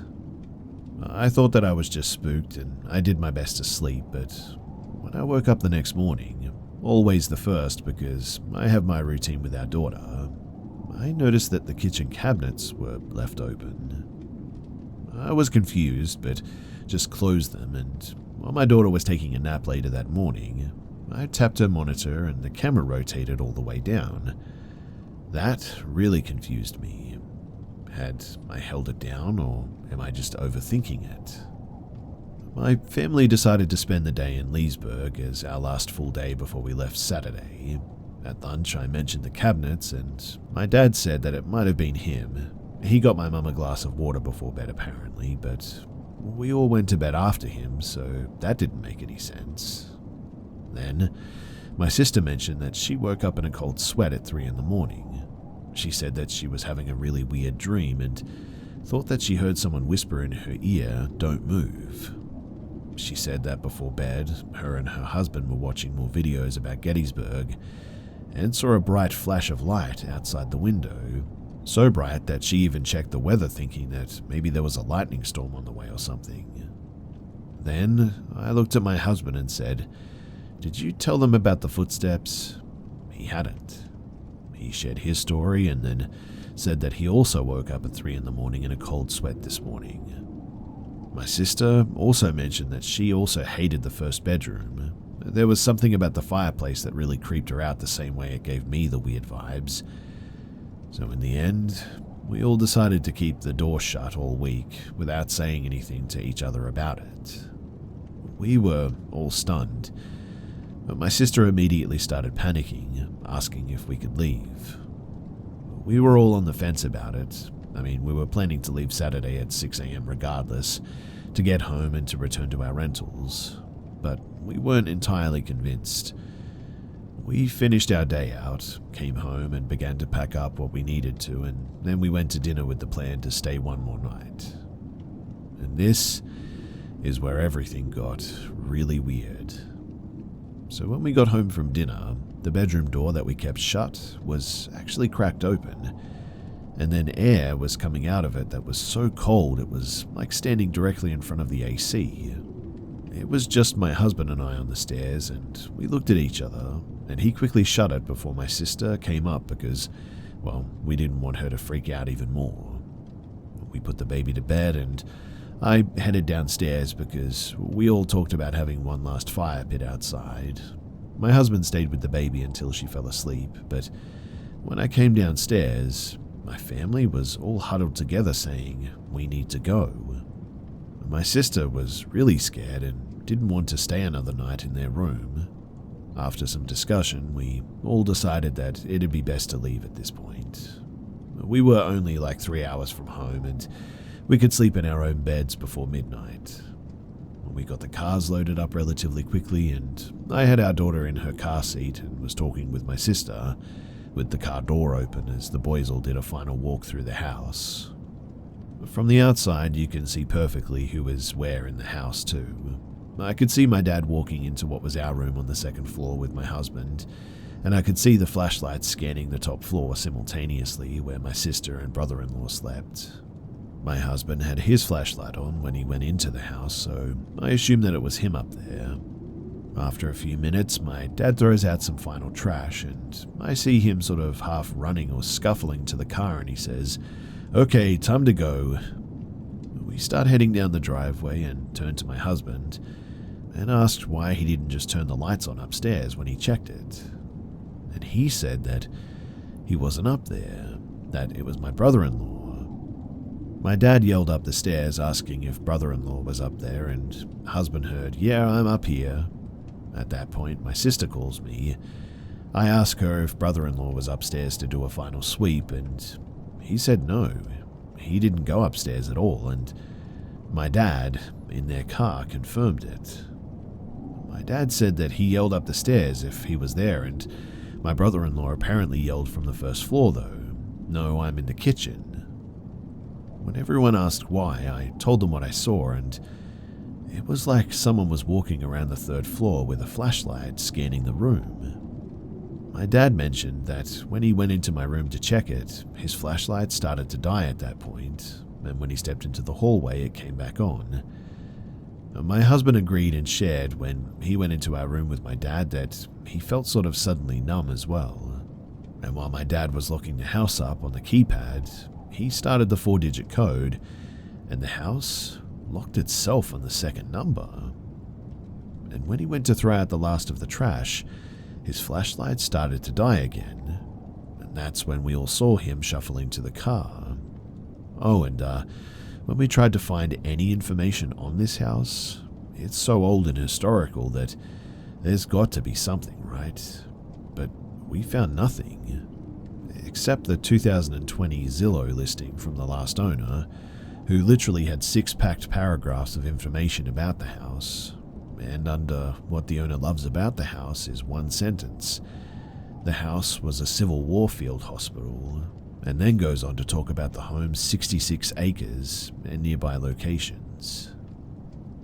Needless to say, after all of that, we all felt better about coming home and not spending another night there.